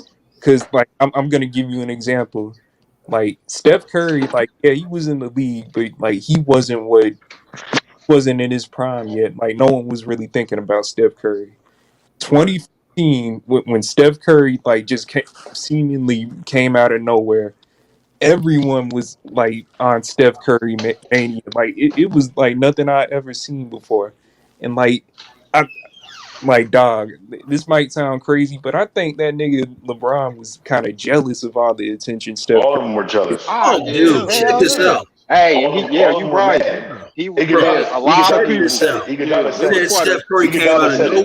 You said Steph Curry came out of nowhere. I knew they were coming and freaking. They lost to the Clippers. I knew I'm like, bro, it's going to be a matter of time, bro. They're going to beat the. They're gonna get past these in 2015. Nick, he's speaking about the casual fan and like. Right. They didn't know. Zeddy's right. They didn't know. Zeddy's right. Nobody saw that coming and everything. I knew Steph was gonna be great. Since Davidson. From watching Davidson. I mean, he just needed to stay healthy. NCAA tournament. But Zeddy got a point though. He I see it. Go ahead. Okay. But see, what I hate is when they created this narrative about how it was a super team. I'm like, how do you get a super team when you drafted these players that nobody wanted? Nobody was talking about Steph Curry. Nobody was talking about Clay. Right. Nobody was talking about Draymond Green. Okay, so how do you build a super team? How do you have a super team off the rip if you had to create and build these players through a draft? That's not a super team. And plus, they play. That's not a super team at all. They actually have a system. They don't just play. Yeah. They move the ball around. Like they just stand in a corner. They make their teammates, but they sacrifice stats. Like they don't want like that was a Mark Jackson. That was Mark Jackson and Luke Walton. Yeah, that was Mark Jackson and Luke Walton coaching. That doesn't get enough credit, bro. Like that was his foundation, and like Steve Kerr, like he was just the fucking mascot or some shit. Bro, Steve Kerr is like Phil Jackson to me, bro. Yeah, like you adopted great teams, bro. You didn't really. Jay, you didn't let me answer your question though. Go ahead, bro. I think it's because LeBron's game is just not pleasing to the eye. You know what I mean? Like even like when you see Michael Jordan play, you gonna see something you ain't never seen before. Or you see Magic play and Bird play, Magic with the no look up and down the court, Bird with left-handed shots and stuff. Bro, when you see LeBron play, you don't really see nothing spectacular. It's whatever. But when you see Curry play. But when you see Curry play, you're like, wow, this is something I've never seen before. Hey, y'all check this out. Yes, sir. Check this out, though. Some cold shit right here. So I was watching this YouTube compilation of players talking about, who which player had, the best signature move and all that. You hear players talking about their favorite signature move. You hear players talking about Michael Jordan's fadeaway shot, Kobe's fadeaway shot, Tim Hardaway's killer crossover, Allen Iverson's crossover, and all that. Dirk Nowitzki's one-legged fadeaway shot. I've noticed this one thing. They didn't talk about LeBron's what move that LeBron had. I've noticed that. You know what I'm saying? You mean you mean the crab dribble? The crab dribble. Like they haven't even. Shout out, hey, hold up real quick. Shout out to Denise, aka DI_ for the donation today. Thank you. I appreciate that. Go ahead. Chance, you a damn fool for that, my nigga. You need to get arrested for your comment. Bro, that was the biggest traveling shit I've ever seen in my life, bro. When they gave it to the league, I was like, bro, how you going to travel? Bro, that was the first time I ever even heard that term, crab dribble. I was like, what the fuck is crab dribble? The nigga stood up there like this.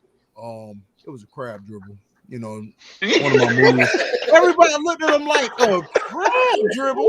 Crab dribble. Bro, I ain't never ever heard that term. Crab dribble. Bro, I've never heard it, bro. Crab dribble. No, but that was almost like the tuck rule. That was like the tuck rule, the Tom Brady tuck rule almost. Like, where did this come from? Made up his own move. Crab dribble? LeBron not being that impressive. Like, even when I was a kid, when I was a kid, I was impressed with his dunks, kind of. Like, he used to be a semi-decent jump shooter.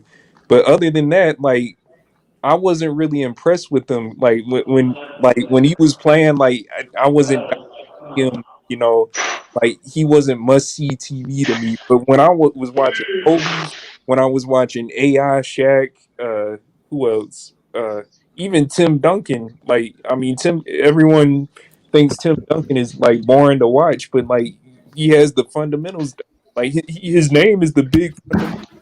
Like all of them are more pleasing to watch than LeBron, in my opinion. Especially Kobe, because like if you see Kobe play, like them niggas. Dwayne Wade was the best to watch. D Wade, I'm glad you said D Wade, because D Wade was a fucking dog before he got injured. He was the best to watch to me, bro. The moves he would do sometimes, you'd be like, how did you do that? Being 6'3". How did you do that? No, the best to watch was Allen Iverson. That was okay. No, I'm gonna shut up. You're right. You're right. I'm gonna shut up. You're right. Hands down. Or hands down. Allen Iverson you win. or Penny Hardaway. Them were the best players I've ever watched in my life. Wait. Little Penny or Big Penny? Little Penny or Big Penny? Man, I'm talking about all pennies, nigga. He talking about Anthony Hardaway. Anthony Hardaway. Anthony, huh? Bro, I had some of those, bro. I'm gonna go. Hey, you know what? AD, thank you for telling me that, bro. I'm gonna go give me some Penny Hardaways, bro. I'm gonna go give me some now. I'm gonna go. Those were hard, bro. Those were cold, bro. He had some cold shoes, bro.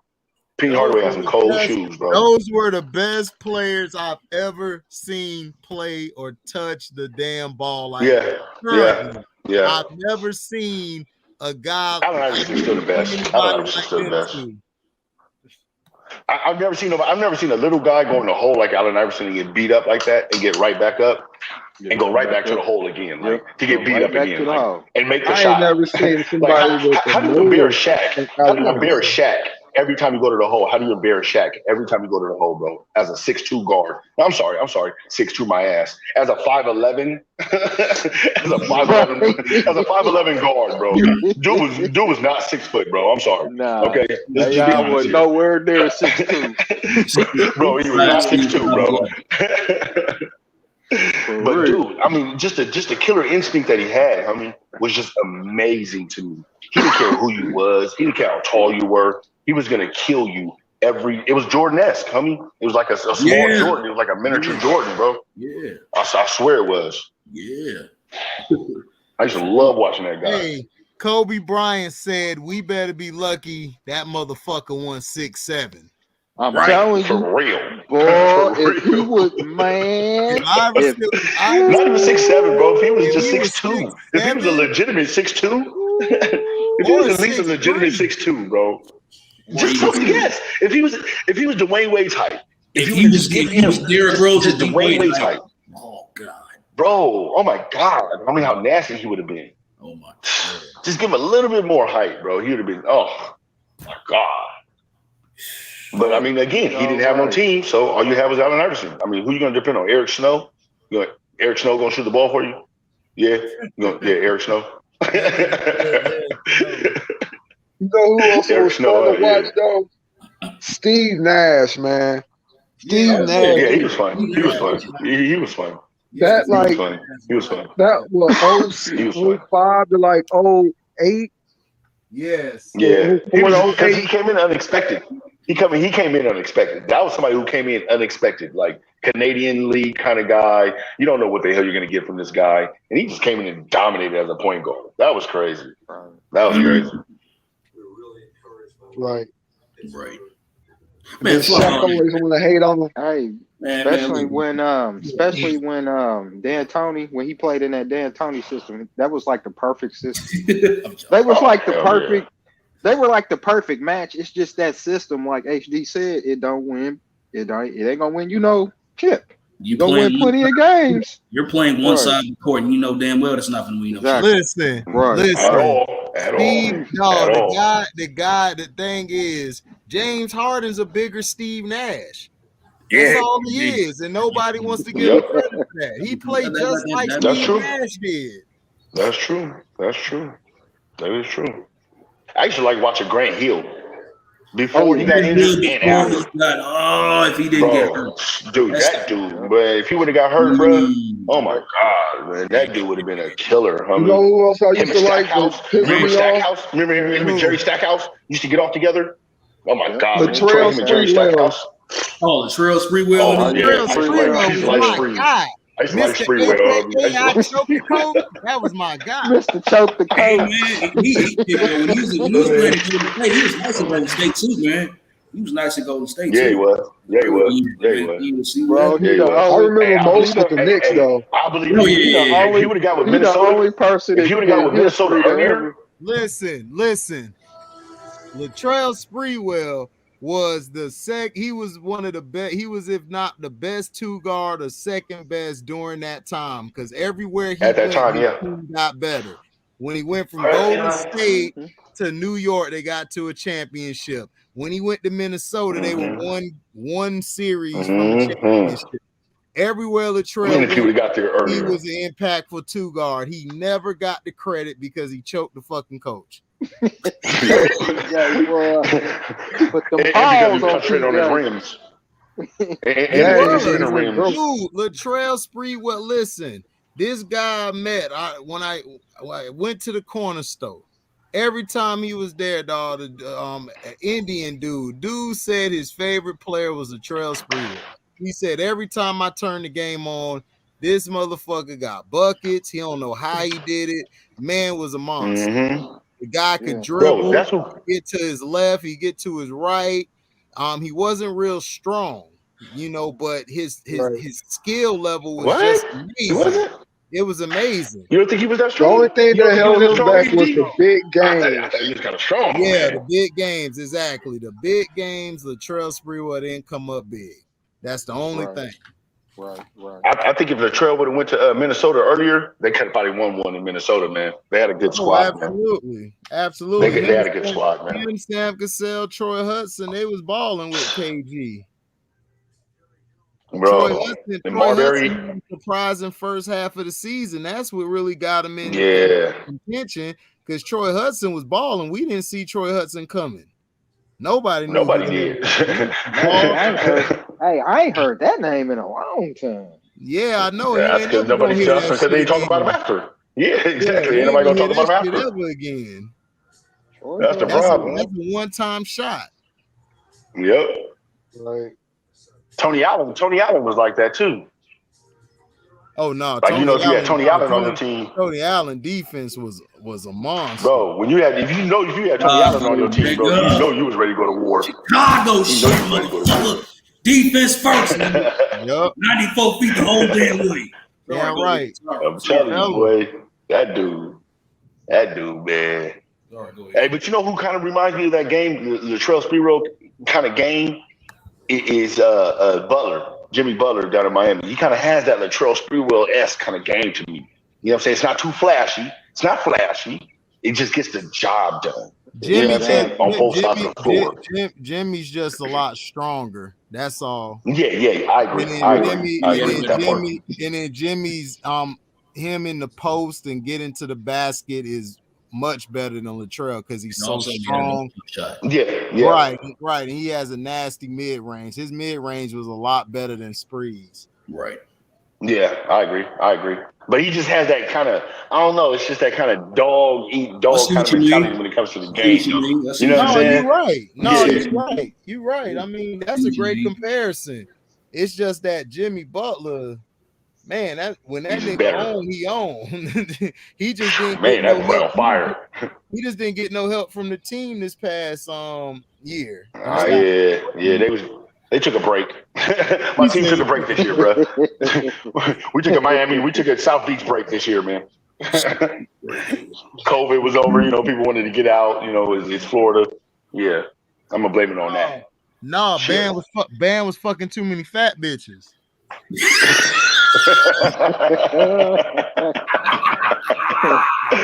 and Tyler Hero was too busy messing with his girl trying to be an Instagram star. Yeah, that Tatiana. Yeah, that's what he fucked him up. Yeah, Tyler Hero, man, he pissed me off with that, man. Like, man, get your ass off Instagram. Hey, he got the right last name. He Captain Saberhold. Hero. You're my hero.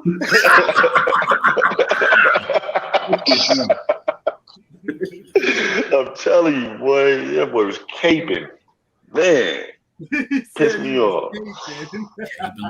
For real, bro. Caping like a mother. Real. Hey, earlier I was talking to somebody about Lonzo, right? And they was talking about how they don't think Lonzo gonna be able to do his thing this year. You know what I'm saying? Over there with the Bulls. I was like, bro, did y'all not see him in New Orleans? Like, did y'all not see what he was doing this last year in New Orleans? He's about to do his thing in Chicago, bro. Like the Chicago Bulls, like Lonzo has no balls.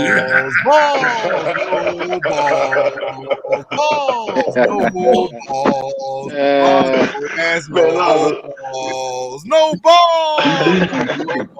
Shit. Yeah, about to be a killer. Chicago Bulls, man. This year they had regular season team, bro. Hey, man, regular season, bro. Yeah. Hey, regular season.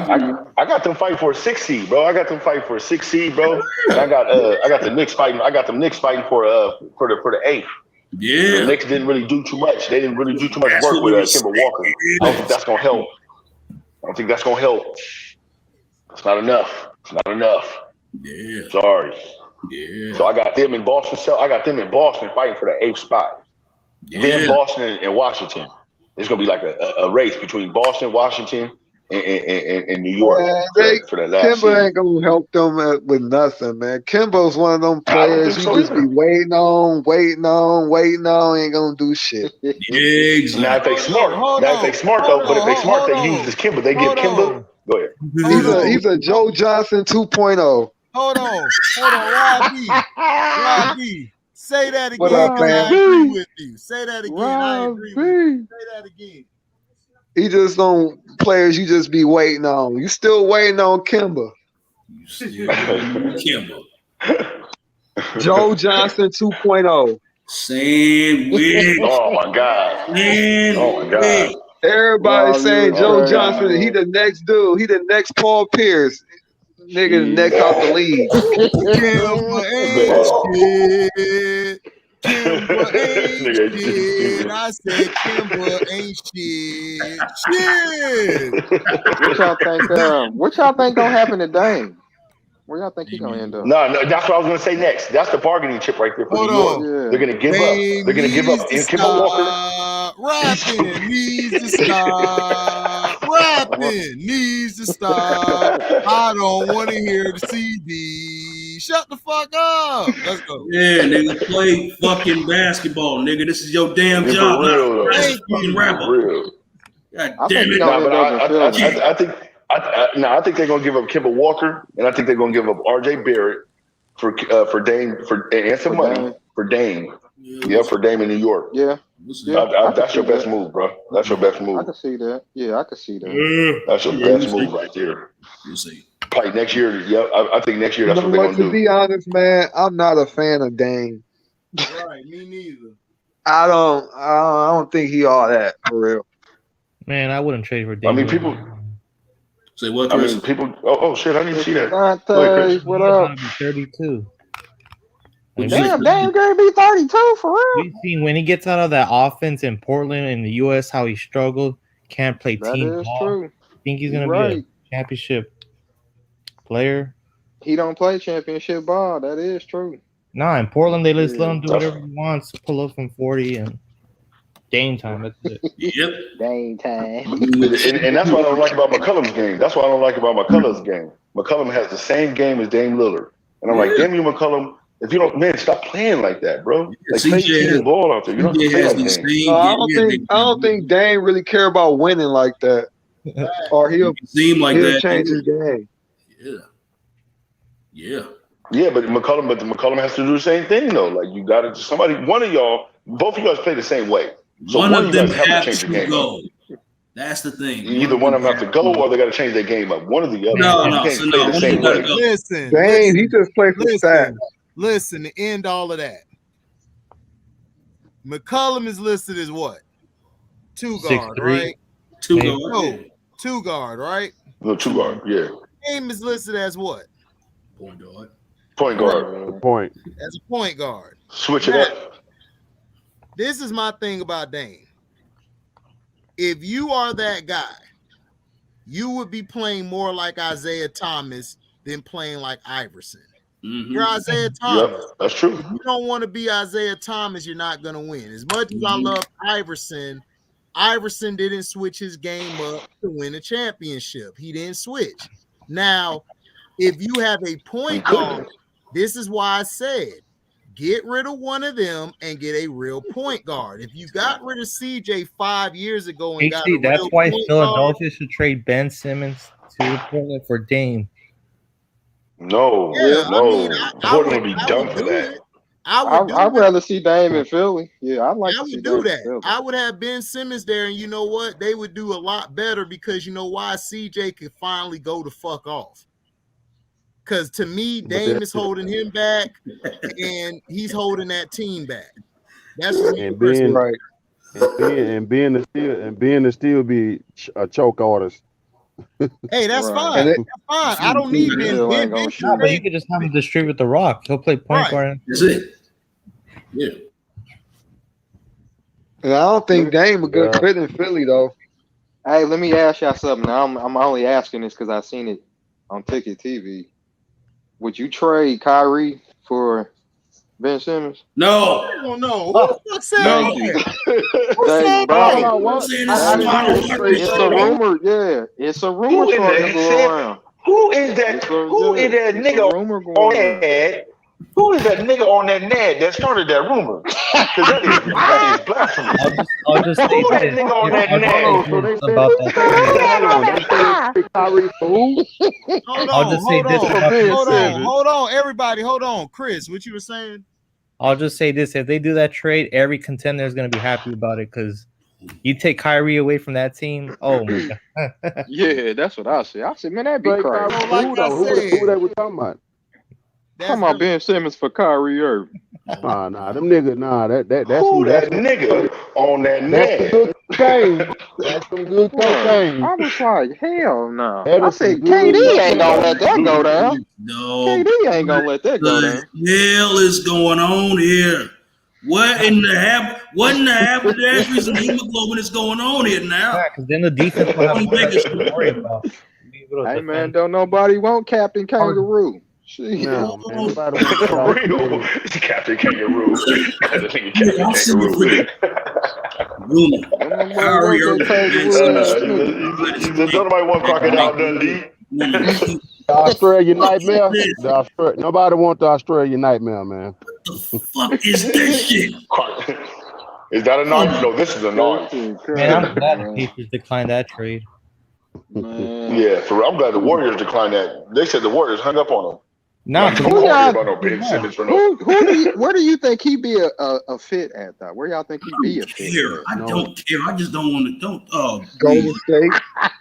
Go to State. No, he wouldn't be no fit at Golden State. Don't put him He over there with no wouldn't have Golden to State. shoot. He'll just pass it to Hey, Clay and Steph hey, I all don't day. care, bro. hey, I don't care. you know where he'll be a good fit. You know where he'll be a good fit at. You know, I'm gonna Clippers. show you guys where he'll be a good fit at. This is the team here. Hold on, I'm gonna share What? this. The Ignite? the No, hold Ignite? up. No, The China League. hold up, man. hold on, Show let the him do it. Hold on. team. Let Damn. him show to me. Let him show to me. Let me show the team, nigga. Damn. Well, Chance The LA Sparks. Chance won't let me share none at the table. He ready to eat the shit.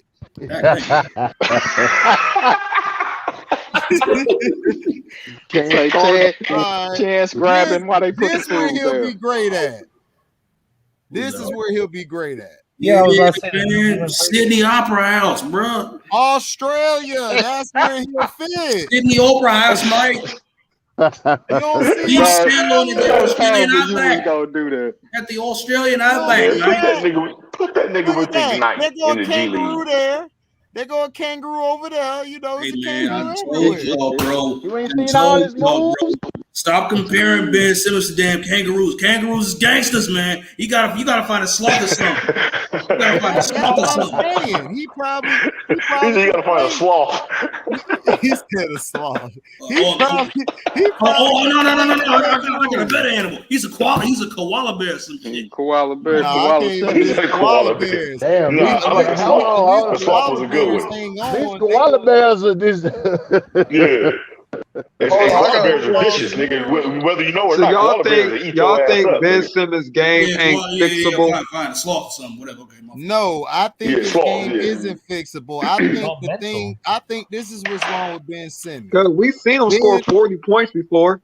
Yeah, he has. But see, in the regular season, you can score 40 because of the way the game's played. But you have to understand when you get to big games, he can score 40. Even in the playoffs, he probably could score 50. But when it's time for us to win and it's the big game, he doesn't. You don't fear him. You can adjust to his game. You saw when he passed up that open dunk. What time it was? Right. Thank you, Chris. Man, you ain't never lied, boy. Listen, Rod. I've been saying this about Ben Simmons since LSU. The guy's nothing special. He's an oversized point guard. Yes, he will get you like certain points and stuff now because he's got bigger since LSU and he could run the floor better than he did at LSU. But what he's a matchup nightmare. 6'10". right? He's a matchup nightmare. He's 6'11". How is he? He's 6'11", but this is what he's missing. He's missing Mental. this. Mental He don't. fortitude. He doesn't want to. He's messing up with this. Kobe Bryant predicted this, and everybody dissed Kobe Bryant. Kobe predicted it. Kobe said the guy could do everything on the court but shoot. If he learns how to shoot, but he's gonna regret not shooting. And guess what's happening? Everybody don't like him no more because we've been saying the same thing about him. They had Jimmy Butler. That team with Jimmy Butler, that team should have went to the championship. I don't care. But even Jimmy Butler won what really was the issue, and it was him. No, no heart. Right. Ben Simmons don't have heart. That's what I'm saying. But Jim, that's what I'm saying. Jimmy Butler was right. What I'm saying. Yeah, that's what I was saying for that team is that you had Jimmy Butler. That team should have won. What was the problem on that team? Ben Simmons. The years before that, what has been the problem? It's been Ben Simmons. Then you got Embiid, who's trying his best to ball out, but even down the stretch, he comes up short. But shit, he been balling for the first 3 quarters. He been balling damn near the whole game. Why would you keep Tobias Harris I never liked Jimmy Butler, Harris. bro? Tobias Harris over Jimmy Butler, bro? I hated. Listen, I hated Tobias Harris as Orlando. I hated him in Orlando, bro. He's not consistent. He never has been, bro. He never has been. He has all the talent, but not consistent, bro. But why would you keep him over Jimmy Butler, bro? Like, are you serious? Because of attitude and the beef with Ben Simmons, and they chose Ben Simmons over him. Right. Exactly. Right. No, it was actually Coach Scott Brown. It was actually Coach Scott Brown. Remember? Brett Brown. No, it wasn't Brett Brown. Yeah, Brett Brown. No, it wasn't Brett Brown. It was the organization. Brett Brown loved Jimmy Butler. He wanted Jimmy Butler. The problem was the organization. Brett Brown. Listen, let me tell you this. Brett Brown hated Ben Simmons. He wanted Ben Simmons gone. They chose Ben Simmons and they got rid of Brett Brown. They brought in Doc Rivers. They got rid of Jimmy Butler. They did all of this stuff because they thought it would help Ben Simmons. Ben Simmons still played the same. Doc Rivers, as overrated as a coach he is to me, he was doing everything in his power to get this bum to play.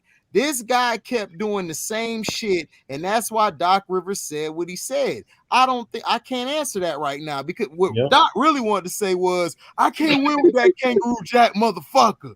He don't shoot. He don't do nothing. Motherfucker, I grew up a play. He came off a pick. He still ain't take the shot. Like, I could have the girl legs open for him. He still ain't gonna shoot. He still ain't gonna put it in her.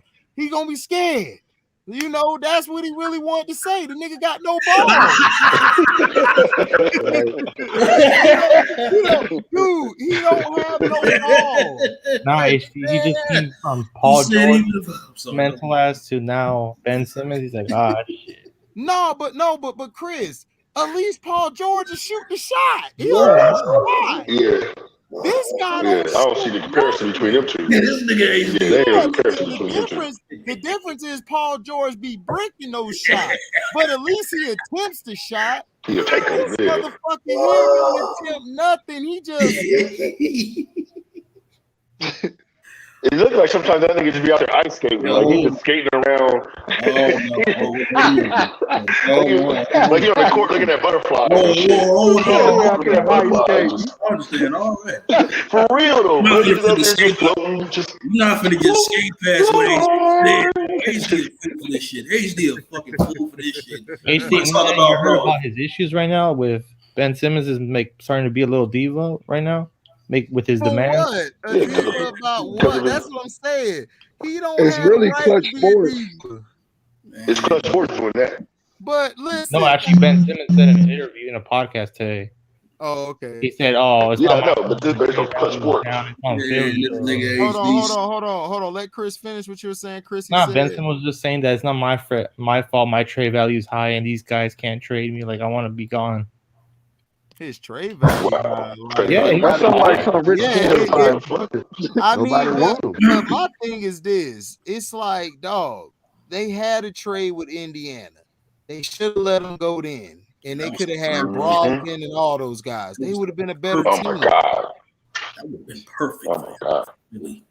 That would have been perfect for Philly. I feel sorry for Brogdon, actually. I feel sorry for Brogdon. That boy was balling, and then Milwaukee gave him up, and then you went to Indianapolis, and wow.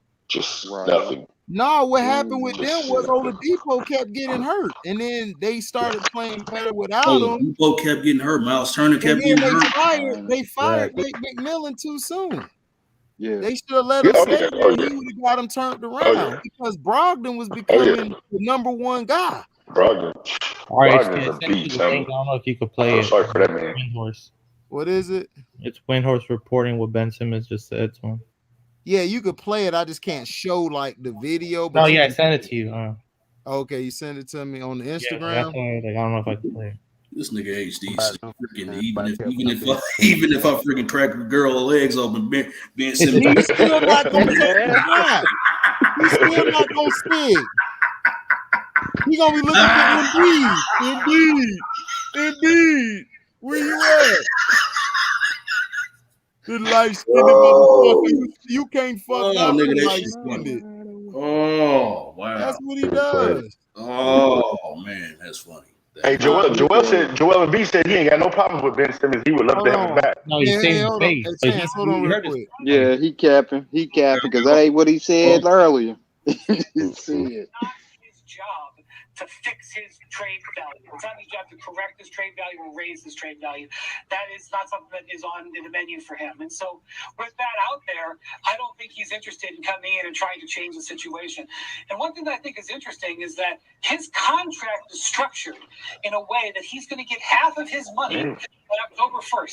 $16.5 million of his $33 million comes before he has to find a single dime for 41 of his games. So he's going to have a war chest and he can just. This dude is getting, let me see, from the 2021 to 22 season, he'll be getting $33 million. 22 to 23, he gets 35. 23 to 24, 38, and then 24 to 25, 40. Sixers are so fucking dumb. Hey, see, but here's the thing with Clutch Sports. When they negotiate contracts, they want half the money up front. So he's going to get paid that salary, half of it up front. That's why they're trying to trade him so they don't have to pay that part. Plus, sports better get all the money they can right now because they're about to get sued bad by no one's aware. They already won that case. They already won that case, so. They did? How? Because you can't really. I sent it to HD. I don't know how. I mean, I'm not a lawyer, but they basically dismissed it, and he countersued, and he won. What case? You talking okay, wait. What? So no way. Okay, hold on. So Noel, his suit is dismissed, right? Yeah, because there was no I don't know how to explain it in lawyer terms, But what case you talking about? What case you talking about, Chris? Not with the Nerlens Noel suing Clutch Sports. Oh, okay. Yeah, it got dismissed. Yeah, Clutch Sports shit. I was wondering what was that. So, but they're letting Clutch Sports sue Nerlens Noel in the countersuit. No, Rich Paul did individually. Rich Paul did. Rich Paul. Yeah, I'm saying, but they're letting that go through. The courts are letting that go through, though, right? That's what you're saying. Anyone could sue. That's the thing. Of course. No, I'm saying, but did that case get dismissed too? The countersuit, did that case get dismissed as well? But I don't know if he's gonna go forward. Wow. Yeah. That's but they just crazy, bro, because that's clear evidence. I mean, that's clear evidence that he was tampering, though. They signed the tight end Darren Waller. Yeah. You said who? From Oakland. Yeah. You said what? From Las Vegas. They're starting to make some noise in the NFL. They're starting to get players from the NFL now too. Who? They got Waller from Las Vegas. Clutch Sports got Waller from Las Vegas Raiders. Oh. We'll see how they go. Tight end Waller. We'll see how they go. Bro, but look, if there's a team that tells them, hey, this really happened with Nerlens Noel, like we wanted him for that money, and you guys didn't do your job as a sports agency, why are you not liable for that? That makes no sense. That's crazy. No, because they're advising. Didn't mean you have to listen to it. It boils down. No. His thing was they didn't tell him. His thing was they didn't even advise him or tell him that there was a contract. The thing is, Nerlens Noel wasn't signed to him at that time. He was advising him. So what he did was he fired his guy and he listened to the advisory of Rich Paul. Then he signed afterwards. So once he signed to him, anything from that point he signed and afterwards, that's what Rich Paul is liable for. Yeah, no, that's what I'm saying. After he was signed, that's when the contract from. Yeah, but the deal with the Sixers, first it was the Mavericks deal. Yeah, the Mavs out for a big bag. Yeah, right, and he was advised by Rich Paul. Rich Paul wasn't his agent yet. He got rid of his agent, and then he went on somewhere else. Now the thing with the Sixers thing where he got, that's what should have went through. I don't know why that didn't go through. That's what I'm talking about, bro. That's what I'm talking about. When he was signed to him, because he's your agent. So I guess they found the loophole to say he was just advising him, and then at the end he the one who turned it down. So at the end of the day, they made it look like it was Noel's fault, which it really wasn't. So that's what they did. Because Noel even said, and the 76ers came out and backed the story up saying that they never contacted him about the contract. That's negligence on behalf of the agency. That's not Noel's fault. That's what I'm saying. I don't get that either. But Rich Paul didn't say anything. He didn't pick up the call or anything. But at the end of the day, the final decision goes to Noel. So what they did was they found a loophole and they turned it against Noel. That's all they did. Mm-hmm. So that's what happened. C'est la vie. So it was checkmate. Yeah. Yep. Noel lost. They did. It is what it is. Yeah, so that's what they did, because they just made it seem like, look, we advised them, and that's up to him. He turned the deal down. So they turned it saying that he turned the deal down ultimately. And they, even though it doesn't matter if they came to him or not, you got to understand these guys got more power than Noel behind closed doors. So they're going to get away with a lot more stuff. People are always talking about, well, but in the law, I don't want to hear that shit. You could bend money. If you got more money than the other person, you got more power than the other person, you could bend the shit. Yep. It doesn't matter. And I've seen it done before. They just did it to Bill Cosby. Yep. Where they hit the damn case and turned it against him when he was innocent from the get-go. And the lady, they done proven for 10, 20 years now, the bitch was a proven liar. Right. We seen them with Deshaun Watson. Right. This is crazy. That Deshaun Watson case is crazy. I'm white and I say so. Right. So that's what I'm saying. So these guys have manipulated the law and did whatever they wanted to, but the people, which is us and others, we're not doing anything to try to change it or come together. We're just letting it slide, and it's not our fault. They're doing a lot of these laws because they got so much distractions for us, and then we work crazy hours. They got us working crazy hours. So the corporations and them work together. So you got to understand we're all stuck in a catch-22. Yeah, to push an agenda. The agency is there's a battle between Clutch Sports and CAA and the other big agencies, because Clutch Sports is taking all the top clients. Right. Yeah. So I think they just don't want them niggas. They just don't want them niggas on that net. Paul made over $50 million this offseason. What'd you say, Chris? That Rich Paul made 50 to 75 million off of commission on this free agency. Right. Damn. Yeah, I mean, he got Lonzo Ball. He got. But you can't get Noel's contract. You don't even want to take no calls. No, they don't care. But see, that's the thing. They don't care about the role players. They just care about. I know. I know that. I know that. I know that. That's why a lot of the smaller players are getting out of the Clutch Sports. They're like, I'm good. I'm good. Right. That's what I'm saying. Plus they get to see how LeBron is running the whole thing.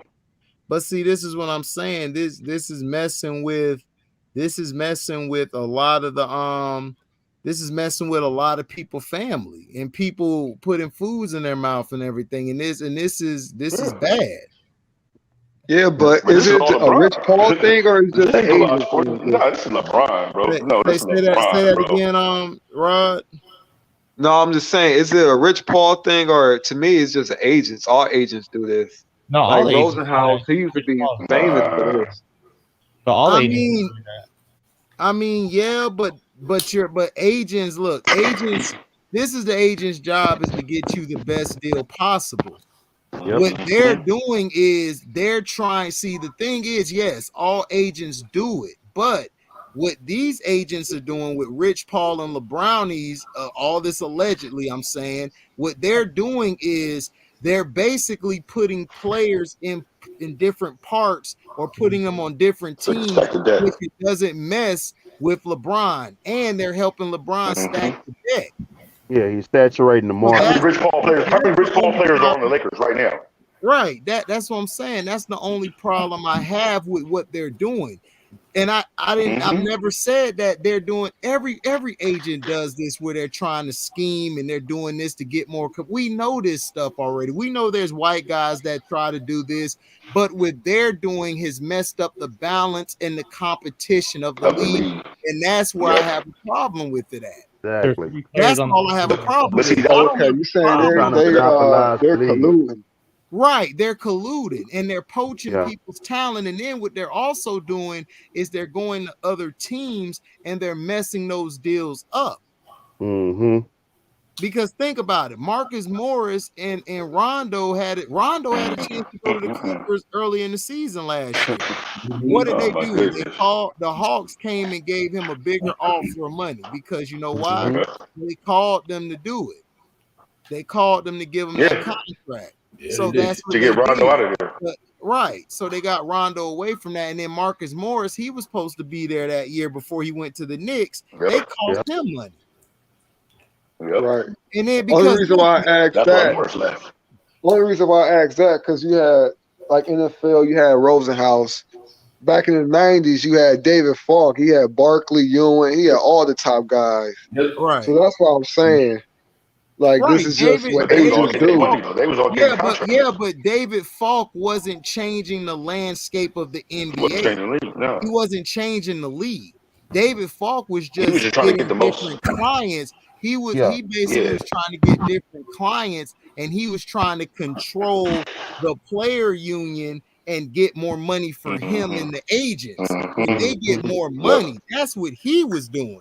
What these guys are doing, Rob B, what these guys are doing, Rob B, let's say you have Cleveland, right? Y'all get the best guy. Y'all get the best talented guy in the draft, right? He comes there. And then after 3 or 4 years, right, this guy comes over here, which is Rich Paul, saying, yo, I could get you a deal over here, but look, don't take that $200 million max. I'll get you another deal for 100-some million, and we could get you endorsements on top of that if you come over here and help my guy LeBron. Or if LeBron is, let's say, on okay, we're going to move you out the way so you don't bring competition to him. I can move you out west and you can have this and that, and I can get you this. So that's what he's doing. David Falk was not doing that. David Falk was just getting money for himself and the agents, because Isaiah Thomas only gave them 10% or less, because when he was the player union president, he cut their cap down because they didn't deserve that money, which he's correct, because the player's going to get that money anyway because he's balling on the court. So why do they need all that money? They're putting in most of the work. They're putting in all the work. Right. So that's what they're doing. See, people not seeing, they're trying to compare Rich Paul with LeBron with David Falk. No, for one, Michael Jordan wasn't getting involved with anybody's contract. LeBron is. Exactly. So that's the difference. He got the power, and then LeBron has the power to move players here and there using his friend and his agency as a front. Plus, Michael Jordan didn't have a best friend who was in charge of of an agency and that. No, Falk wasn't his friend. That was just his agent. His business partner. Right, his business partner. But that's LeBron's company. Yeah. That's only why I bring that up, because I remember stories about how Falk used to manipulate the league and the players, like how he manipulated that Charles Barkley deal to the Phoenix and things of that nature. Right. Well, yeah, got him a better contract. But that wasn't just him. That was also the NBA. The NBA wanted Charles over there because they needed somebody from the West to go at Michael. You got to remember, they didn't have no Bird or Magic. You know what I'm saying? They needed a sparring partner for Michael Jordan. That's why every year you got a different team, because what they did was make the league Michael Jordan is Superman and everybody else is just the villain. Against Yeah. That was the That's marketing. all they did. That was the marketing. Right. They made it just like that. And David Falk, but the league wanted Charles to go over here.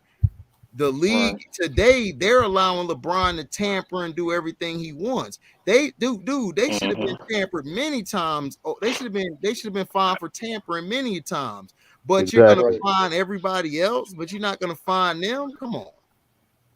Right. And now I don't get why the agency don't get investigated. Because to me, it's like, where did Rich Paul get the money to even start up a sports agency like that? It had to come from LeBron. Yeah, LeBron gave him money, of course. But they're not going to look into that because LeBron is their golden goose. He's their guy. No, remember HD? They did in the beginning. Remember HD? Remember when he first started the Clutch Sports? What'd you say, and they looked into the NBA. It doesn't incentivize the NBA to destroy your cash cow. Like, it's all part of business. Like, right. It's not a part of business. Chris is right. And Chance, go ahead with what you were saying. My bad. No, you good, fam. No, I was gonna say, remember, everybody knew that this was LeBron's agency. Remember in the beginning, Dave Stern is the one that had to crack down on that because LeBron started moving pieces around. And they told LeBron, you can't be in the NBA and have a sports agency in the NBA at the same time. And that's when Rich Paul became the head dude became the head dude. You know what I'm saying? But before that, it was still LeBron moving all the pieces around for LeBron. It was him doing all the work with Rich Paul. But when they told LeBron, you can't do that, bro, that's when he said, okay, Rich, you step in and you be the owner. I'm going to just tell you what to do on the sideline. Right. Exactly. Right. Chance said it perfectly. Everybody in the chat and who listens to this later, Chance said it perfectly. That's what happened. But Rob B, that was a great question, Rob B. There's nothing wrong with the question you asked. I understand why you asked that question, but this isn't to you. This is to everybody out there who says, "Oh, we're hating the black man." No, that's not a problem. I empower black people to be in those positions. I don't have no problem with the power LeBron has had. My problem is you've let him abuse it to the point he has torn this league apart. And that's what people don't understand. They think I have a problem with it. I don't care. We have a problem with the corruption that goes on. Right. Stick it to these white guys, because these white guys been doing it to us for years and decades. Absolutely. But my thing is, when you're messing with other people's money and you're manipulating the media and you're using your power to tear people who look like you down, and you're stopping people who look like you from getting money, which these people aren't looking at it. They're just looking at it as they're the black guys, like they're the only fucking black guys on the planet. Like, we gotta praise these black guys, but fuck these niggas over here. These niggas ain't shit, but this nigga is the shit. It's like, bro, that's not how it works with me. Every black man on this panel and in the world is a black man, regardless of if they a bitch or they cool or they flaky, or they have great character. It doesn't matter. We're all black men. We empower one another the best way we can. The thing I have a problem with is when you're tearing down your other black men in the sport, and then you're going to make it worse for the black men who follow you, because you know they're going to crack down at the they're going to crack down on every brother out here. And the next face of the league, they're not going to be able to do what he's done, which is to me unfair. Now all of a sudden you want to say, I want to stop super teams, but you let LeBron get away with trading half his team and then bringing in another half. But nobody else can do it. I have a problem with that. That's like if me and you at work, Rob B, it's okay for me to take a shit on the middle of the floor, but you go do the same thing, you get punished and lose your job. But it's like, how? When he was allowed to take a shit, you know what I'm saying? So that's what people are realizing. They're not thinking. People are stupid as hell. They're so brainwashed and controlled that everybody hates the black man. Nobody hates what LeBron's power is doing. We're mad at what he is done with his power that he has been given. What he represents. That's it. That's the only problem I have. I don't care this motherfucker. Because he represents the bootleg. Right. I don't care. Like, represent the players right. Let players go where they want to go. Stop being an asshole and cutting them off from their blessings. This Nerlens Noel thing, Nerlens Noel shouldn't have gone through that. People like, right. Marcus Morris. As much as I don't like him as a player, I think he's overrated. I just think he's an O'Bannon. Still should got his money. He deserved. He should have got his money for what they were going to give. Wait, did you compare him to O'Bannon? Yes. Ed O'Bannon. Oh man. Yes. Yeah, man. Yes. He's just in a soft league where he can get away with shit. Yeah, man. You're right. They the same. But no, you're right about that too, though. Yeah, You're right about that too, though, man. Marcus was like Charles. He played outside. Ed is like no, my bad. Marcus play inside. He's like Ed, and then Charles is like Marquise. Charles, Marquise. Hilarious. Wow. That was a good comparison. So Rob B, your question is very valid, and I'm glad you said that because people need to hear that question because you're right. Every agent is the same. Every agent is a scumbag. Every agent is, to me, full of shit. But when you're a black man and you know what others are going through, that's up to you to use your power to help. He should have used his power to me for betterment, to help others. You got the media. Why don't you let your media talk good about people that you have in place? No, they got instead of talking down about the next man to lift you up. Exactly. That's just he's the one with the crab in the barrel mentality. That's to me personally. Or you better be like Kyrie, just be your own agent and negotiate your own contracts. Right. That's what everybody should be learning. Learning from Kyrie. While they were clowning Kyrie, they should have been learning from the brother. Oh yeah. I'm trying to tell y'all. That's what I'm saying. Kyrie is his own person. Like people say, man, I can't stand Kyrie. Why? Oh, because he said this. Well, he said the earth is flat. I don't believe it is, but if that's what he believe in, shit. Then that's him. Why are you getting upset about it? But if I believe it is, what's the problem? What's the problem? What's the problem? That's what I'm saying. That's my thing. It's like nobody can have an opinion and say how they feel. It's like exactly unless it's LeBron, that's all whose word meaning. End all be all. Right. So that's all I'm saying, you know. But him stacking the deck and stuff, I don't care about that. But if you're gonna get mad at Brooklyn, get mad at him stacking the deck. Because he was the one who started it. Right. So stop trying to single people out instead of getting on one person. If you don't like it, then get on everybody else. This one dude said, I don't like because LeBron and KD doing it. I'm cool with that because he said both of them. He didn't just single out KD. He talked about everything. He didn't just say KD. He actually was talking about both their teams. Whereas this guy, like, no, I'm finna give him the same pressure I did in Nets last year. I respect that because he's giving his same energy. Don't come to me with this bullshit saying, oh, KD's doing this, but then all of a sudden this year you praising LeBron for what he's doing. But you're the biggest fucking LeBron fan. You're the biggest LeBron guys out here in the world. But it's like y'all don't hold this nigga accountable. I've never heard anybody hold him accountable. Rob B, I give Rob B respect because he's one of the few people I heard from Cleveland who fucking give him and Bear. I give both of them respect for that. They hold LeBron accountable. They didn't give a LeBron pass. Like, no, nigga, you the No. To be honest, Cleveland, we have we really do hate LeBron. Half of us, I say about people 25 and over. They appreciate having a ring and going to a parade one time in their life. They appreciate the event. But as far as LeBron, the person himself, they don't like him. Okay. Right. Yeah, I heard. I don't know about that, man. The celebration he got when he came back was crazy. The celebration that LeBron got when he came back from Cleveland. So I hear you. No, it was just brothers. It was just the fact that we ain't gonna be losing like we was before. I mean, shit. We was losing. Okay. So what if you're losing? But my thing is, it's like the Chargers. It's like the Chargers over here today, right? I don't care, bro, that now you want to leave and now you want to win somewhere else. I'm not going to respect that. You left your home team to win somewhere else. You don't come back I later guarantee like a if the female. Browns, bro, I guarantee if the Browns won the Super Bowl, that parade will be 10 times larger than the Of Cavs. course, yeah, Yeah, but because the Browns didn't leave football Cleveland. But the town. Browns didn't leave Cleveland a Cleveland. But the football Browns town. didn't leave Cleveland and come back. You know what I'm saying? No, but They Baltimore, yeah, they No, I'm just saying, it just but Cleveland never left their team.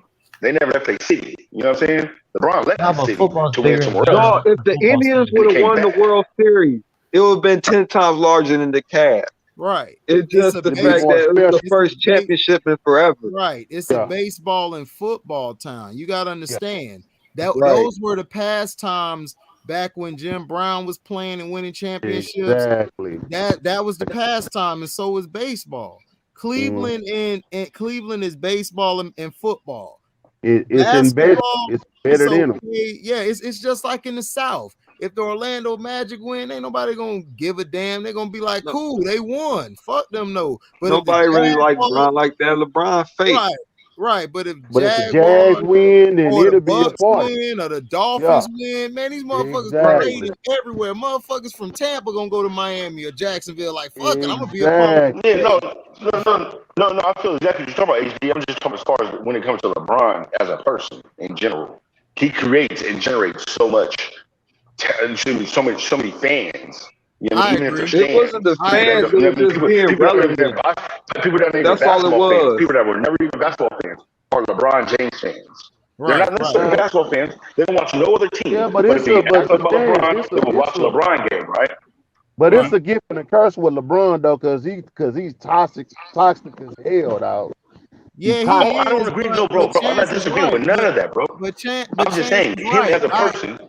Right. He generates most casual fans. He does because of the marketing and everything behind him. The guy, he gets marketed every day, every week, online. That's all they talk about. LeBron. Whether you hate him, like him, or don't care about him, he Nah, and generates it's no a lot of secret that. that when he left Cleveland, Cleveland's economy took a It downward took a spiral. hit, bro. It took a It big did. hit. I mean, It did. Yeah, because that was the Browns don't generate that much revenue. That's kind I know, of but a that's you just said it. uh, You just said it though. You just said it Hold right on, there. hold That's on, kind hold of on. a Cash lie cow. because the economy was already shitty. Okay. So it's like, where are we coming from? We was already shitty. Casual Well, fans, I feel that did, more but local businesses because of It was LeBron. just the sports. I mean, the downtown, as far as like the bars, area, but the surrounding areas was already shitty. No, So, that's why I said downtown Cleveland. when I do, I'll tell you. So Rob Yeah. B, you being from there, did it change anything? Like, you say downtown was cool, but you're saying the surrounding parts of Cleveland still was garbage. no, it was always shitty. What happened was before LeBron came back, they started to invest in Cleveland for whatever reason. So all of a sudden we started getting like the Republican convention, things of that nature that brought the city back. Not LeBron. That's a false narrative. Okay. Okay. Wait. Hold on. Wait, hold on, Rob. So you saying that? Okay, who was investing in the city prior to LeBron being the really Dan Gilbert? He brought a casino here. Huh? Just to have the casino, you gotta have certain other venues. So the hotels and all that downtown started get rebuilt. The roads, the infrastructure, all that started getting rebuilt. It wasn't LeBron. LeBron just played. That's it. He ain't put no school in Cleveland. But he ain't do none of that in Cleveland. Who was going to Cleveland to gamble? Who was going to Cleveland to go to a gambling spot? You know what I'm saying? Like, who was vacationing to go to Cleveland to go to these new areas? Ohio is one of the biggest states in the country. Despite people leaving or whatever, it's still one of the most populated states in the country. I didn't know People that. used to leave Cleveland and go to like Pittsburgh or Chicago to gamble. This is true. Now they can just stay home. Okay. But per person per capita, Chicago and Michigan have more people than Ohio. Of course, but So that's what he was saying. So they have, and plus they have the riverboat in Michigan, so that's even better to get on the riverboat. Michigan, Ohio is probably about the same. Illinois, yeah, definitely they got more people, but yeah. I'm just saying LeBron ain't really built nothing in Cleveland. He just played here. That's all I'm saying. And this is a No, guy I understand that. I'm just talking about the revenue that comes. With. I mean, he didn't even LeBron claim James, Cleveland. He was claiming Akron. Like, what the fuck is Akron? Right. Akron's a little place. Akron's like a little town. And he wasn't really doing shit for Akron. That's his hometown. That's his hood, and he didn't really do shit for Akron. If I'm not mistaken, we talked about this. They have the highest eviction rate, don't they? Right. He just claims he don't do shit for real. You right, Nick. Okay. So Rob B, whoever watches this playback, he's from Cleveland. So don't be coming on here saying HD making shit up. I sure not. I got people who would tell you what's going on. So you guys, so this is what I say. I get my info from Rob B. Rob B lived there. So he not gonna lie and say, oh, I'm just gonna make something up. Rob B know what the hell going on. You know Bear know too. You know that boy Snake. Right. So all these people saying HD, you're just a hater. I said, well, listen, thank you. But at the same time, Robbie is from Cleveland. He knows this stuff. He knows what's going on. He's not feeding into the lies. See, we're trying to get you guys that's out there in the world to remove the scales off your eyes. These are the truths. We are telling the truth. We do research. I don't just come on my video spewing shit. I research. Go ahead, Robbie. I mean, what did LeBron do in Miami? He was there for, or what's he doing in LA? He ain't really doing nothing. He's done more in LA than Cleveland, I'll tell you that. You say he's doing more in LA? He's done way more. What has he done in LA besides make money? Quit riding the coattail of Kobe. Because if Kobe was slapping Kobe, I know Kobe done shit in LA. Shit, Shaq done shit in LA. What has LeBron done in LA? Make movies, make movies, make movie that flop. Nah, he donated around $25 million to. Actually, which brother? No, let Chris finish. Chris, what you were saying? He donated. Nah, I mean, I get it. You guys don't like him, but he actually did it. Just wasn't reported. But I just know in South Central, he made a nice donation of $25 million. That was not reported because he didn't want to. No, like he's actually investing in the community. That's why Cleveland fans are. I mean, Cleveland and Ohio people are pissed off because like he's doing more over here than over there. I mean, he didn't do anything over there. It was just a tax write-off for that school. That's all it was. Yeah, it's a state school. That's not. Yeah, the Akron school. Yeah. It's a state school. Well, he's donated $25 million to you said to South Central. No, yeah, like he got a foundation that he started giving kids like backpacks and all that. But see, a lot of these foundations, man. All players do that. They be upfront. They be upfront, man, just to get just a tax write-off. You know what I mean? A lot of charities are just tax write-offs. You know what I'm saying? And they're funneling this money through fraudulently. But because other people on the other end are also getting paid, they're not going to really say nothing about it to the IRS, okay?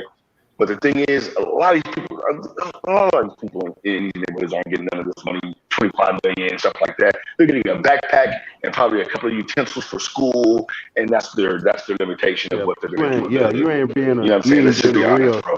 He's not being a real activist. He's not really helping come. Oh, but no one said he's an activist. I don't even think he said he's an activist. No, it's not like, but it's not like a lot of these players are like helping mothers, single mothers. You know what I'm saying? He did the 3 and 6 bomb. No, my thing is this. He didn't. I don't know if he said it, but I know that he's letting them put him as the face of all activism and Black Lives and all this shit. So to me, he's a part of the problem. Yeah, that's just me personally. No, I'm with you, little bro. Because if you're not an activist, if you're not an activist and all this shit, just say it. Charles Barkley came out and told you, I ain't an activist. I ain't nobody's role model. Yeah, I ain't no role model. That's all I'm saying. Like, if you're not If you're gonna gonna be real, be real. Right. If you're not an activist, just say you're not an activist, so all your dumbass fans stop saying you are. Exactly. That's all I'm saying. No, just be like Katie. Just say when they ask them, like, why don't you talk politics? Like, because I'm just a hooper and I just like investing money in my other businesses. Like, I don't care about politics. Right, exactly. KD said that, and I respect And him I for can saying respect that. that. I can respect being that. real. Yeah, but don't be getting on TV with your calculated glasses and your tight suit talking about you this and that. No, you're not, bro. Stop. I just don't like how they did the whole Black Lives Matter thing and try to like take that over and try to make that into something like, bro, did you read into Black Lives Matter before you did all this? Yeah, you know what I'm saying? Like, did you not read their... Yeah, but that's my problem. They tried to make him the head of Black Lives Matter when he wasn't marching. He wasn't doing anything. Russell Westbrook, a lot of other guys was marching in the streets. They were on ground zero. Malcolm Brown was he was one of the main people marching. Malcolm Right. Brown. That's my only problem with him, Chris. This is my only problem with him. It's not that I hate him. It's that I don't like your fake shit. Just be real. That's it. That's just be But real. everyone knows it's his persona's fake. Like, that's why I get bored of talking about him because everybody don't know. Yeah, we already. Everybody on this channel know he's a company man, dog. Everybody know that. No, he's not even a company man. He's everybody on this LeBron channel. Enterprise, and that's all. Yeah, it is. he is, bro. Yeah, he is, bro. He's a LeBron Enterprise. That's all it is. He a company. What up? What's up, Jose? Hey, Jose. It's my birthday. I'm drunk. Oh, man. B-Day, man. Thank you. B-Day, bro. Mom wants to say hi. Hey, Mom. Hey, say hi. You drunk yet, Jose? Yeah. Yes, I'm drunk. Yeah, I'm drunk. Hey, Jose, go ahead and take it real quick. I'll be right back. Go ahead, talk What your we ear. talking about? What we talking about? Rasheed Wallace said, yeah, we're talking about LeBron. Go ahead. Yeah, I made a video on that earlier. Rasheed is right. The motherfucker too soft. Always wants to get calm. Always wants to make super. All in the video. Right. All in the video. All in the video, singing, Bro, dancing. No, out in the video. No, but for real. Fuck that idiot. Just do 23. That's what I call him. I don't call him by his name. I call him just do 20. Yeah, just do 23. Exactly, Nick. Court jester. Yeah, court jester. Making white people laugh. There you go. Yeah, entertaining the white folks. Exactly. Or the pink people, as Cino calls them. Pink folk. I don't call them that. I don't call them that. I'll just call them white people. All right, Jose, where the strippers at? Company We know they there. We know they there. Where they at? They'll be here Saturday. They'll be here Saturday. That's what's up. They'll be here Saturday. I'll go live Saturday. I'll go live Saturday for you. Jose Gary have a Paul Pierce party Saturday. Hell yeah.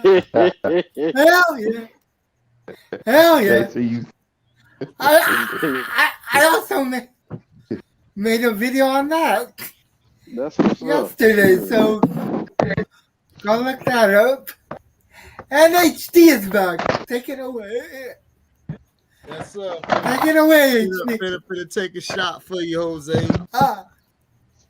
Thank you. Yeah, man. Yeah, Jose, I'm finna take a swig of this water for you. You know what I'm saying? Yeah. The oldest 20-year-old.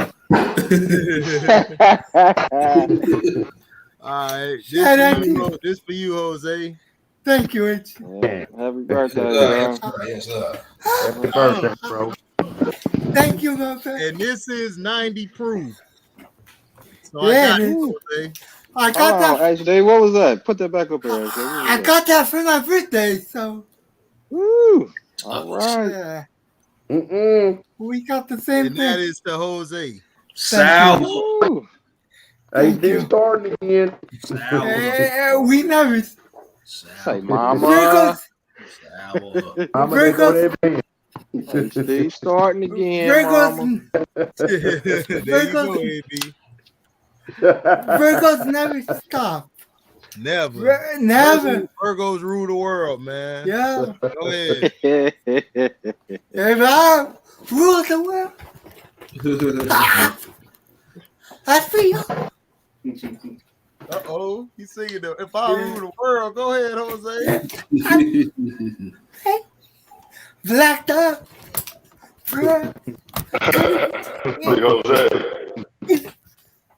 Could it be here? You and I. We both. Live and days of time. Well,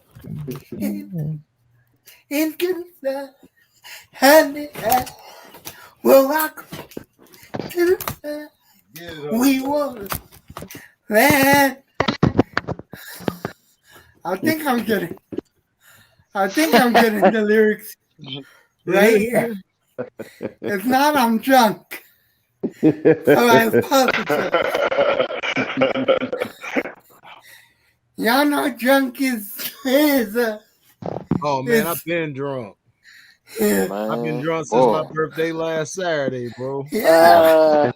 You know, AD on vacation, man. And still giving y'all videos on vacation. On vacation. Yeah. You ain't see all his videos talking about Rasheed? JB? Well, they mad at Rasheed, ain't they? 50 Cent said F Michael. F Michael. Man, y'all know how 50 is. 50 Cent said, Fentanyl watching show? 50. You ain't see fentanyl be killing on Raising Canaan, nigga? Yeah, we saw that. You ain't see Juice Box girl died from it? Juice Box. Man, that boy 50 just don't care. You don't care. Who's Juice Box? He take petty to another level now. But you know what though? I can deal with 50's petty because sometimes it's kind of amusing. You know what I mean? Like It's for real. Yeah, man. Sometimes it's hilarious. It be entertaining. It do. It be It's entertaining. entertaining as fuck. Right. 50 be entertaining, maybe, boy. Yeah, I bro. Yeah. Hey, I'll be live tomorrow for the Bucks Cowboys. So come join me if you want to. If you don't. Who's got the Cowboys, Jose? Nah, I got the Bucks. Yeah. I got the Bucks. I got them boys. Oh, you got the boy. Oh, you got the boy. You got the boys losing. The Cowboys. I got them boys. I got them boys. Losing? You got losing? I got winning. I got winning. How? Is Dak I got playing? them boys winning. Yeah, Dak playing. Yeah, Dak playing. He playing. How? What's the spread? 8.5. You said how? You said how do I have them winning? I think By playing football. What you mean? How? Chris. Yeah, they got to playing the game called football. That's how. Okay. What's the over under? Okay, so they gonna beat Tom. So I feel you. Is So what? boys gonna beat Tom Brady. 8.5. 8.5. Any given Sunday, sir. Any given No, Sunday. said the over. That should be more than that. Yeah, you say Chris, I that, but can't hear you. dog son on dog, man. Chris, not I tomorrow, can't hear though. Hey, man. Oh, go ahead. Chris, what's the over under? Over under is 52.5. Spread is 8.5. Okay. I'll take the Spread only under. 8.5, see? I'll take the under and I'll take the Bucks. I'm gonna take that 8.5, but I don't believe they're gonna win by 8.5. I think they're gonna win by more. Exactly. I don't think that Yeah. at all. I think they're gonna win by at least 2 touchdowns. I really do. I don't think so at all. I I think Y'all that gonna all be stunned. Y'all gonna all be stunned when Tom Brady loses his first game. Why? it'll be on. I'll be going live. So My whole thing is though that Come Dallas join. can't stop the run though. Who they got to stop the run? I mean, they built the defense this year to stop it. So let's see. The defense. They said they did. They said they did. They say they did. So let's With see. what safety? Hey, that you know, Zach Martin's With not what playing. safety? Yeah, Zach Martin ain't gonna play. He's not With playing what anymore. safety, Chance? Oh, for real? Yeah, Zach Nah, he Martin not ain't playing. Oh shit. For real? Chance. Oh shit. That's big. That's actually I kind of big. think he tested positive. Ringo. He tested Ringo. positive. Oh, come on, man. With this damn talk. Man, for real? Yeah, yep, he in the COVID protocol, bro. Oh, go ahead, Jose. My bad. Yeah. Go ahead, Jose. My bad. Ringo. They got the defense. But what safety do they have? No, you're absolutely right about that. They are trying out safeties right now to try to see who could be a better fit. So we're gonna see how this works out. Yeah, you're exactly right. We're gonna see how that works out for him. You don't try that week 1 against the GOAT. You don't Is try that week playing? 1. Is that playing? Yeah, you see for the head out for the night, man. Y'all be cool. I know. Like I said, God bless you. Y'all be All cool. right, Big Nick. I wake up early in the morning. Hello, Big Nick. Nick. All right. My love. Is that playing? Yeah, but yeah, Dak playing. Yeah. Yeah, Dak Okay. playing. Yeah, I'm telling you, they got a shot, bro. They got a Yeah. whole Ezekiel lost all that weight, everything to do with that. I like that. Yeah, I Brady got on a mission this year, man. They're about to go undefeated. I just can't bet against Brady, man. I can't bet against my boy Brady. Chance. Yep. I got a shot to get laid. It doesn't mean it's gonna happen. You said what? I got a chance to get laid. It doesn't mean it's gonna happen. Shit.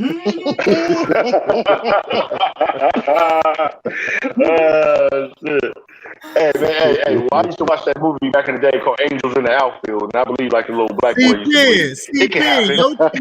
Your cheese better cover Sunday, C-Pen. Don't stop worrying about the Bucks and Cowboys game. Your Kansas City Cheeks better cover. Hey, Who Kansas City playing this Sunday? The Cleveland the Browns. Browns. My Browns. Hey, that's gonna be a good game. They got them 5.5 points too, man. They ain't about to cover. It's not even 5.5. It's now 6. Hey, KC, all I'm gonna say the law firm. They not covering and 6. They're not covering. Other dude, Kareem Hunt Kareem Hunt. and Chubb. The law firm of Hunt and Chubb.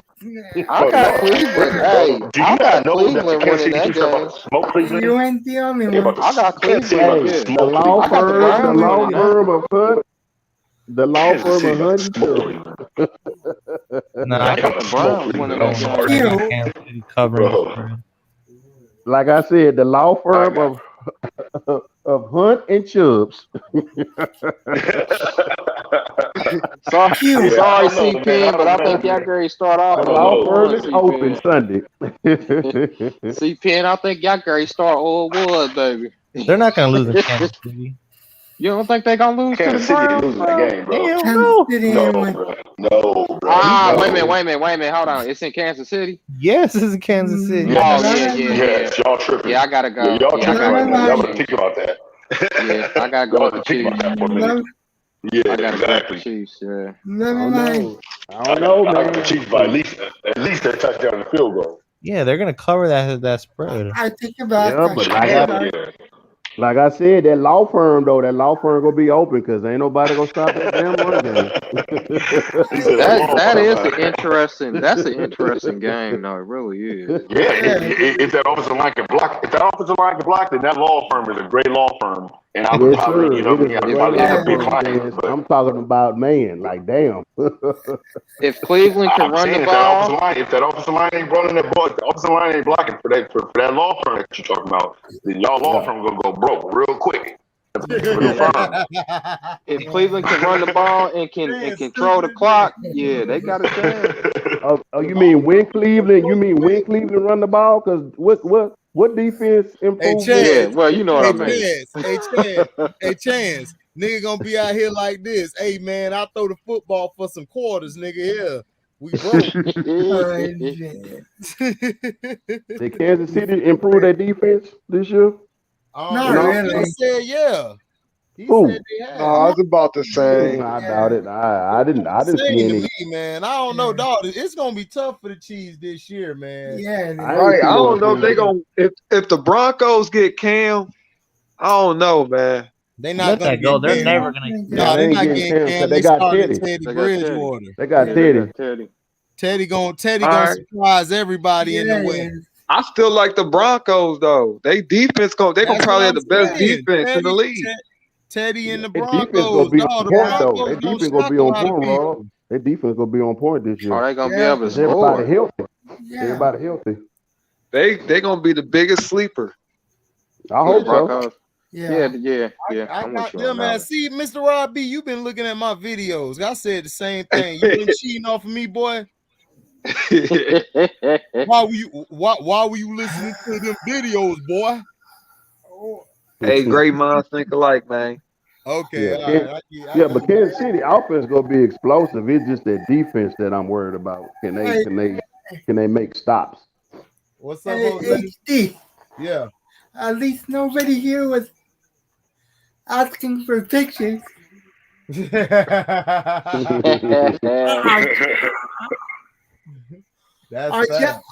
just leave it at that. Yep. I don't want to say no name. Right. Hey, Chris. Yeah. You see Peter King picked y'all to go to the Super Bowl and Matt Stafford to win MVP? Yeah, I've been hearing a lot of noise, but I'm just gonna stay quiet and be on the low. Oh, look at Chris being humble. That's what I do. I don't think that would ever happen. Yeah. Nah, That's there's a what I lot do, of people Chris. that got us going far. I'm just trying to. Yeah, they said on Stafford lost some weight and looking good. I'm like, okay. I try to stay That humble. dude still ain't reliable, that quarterback. I don't care.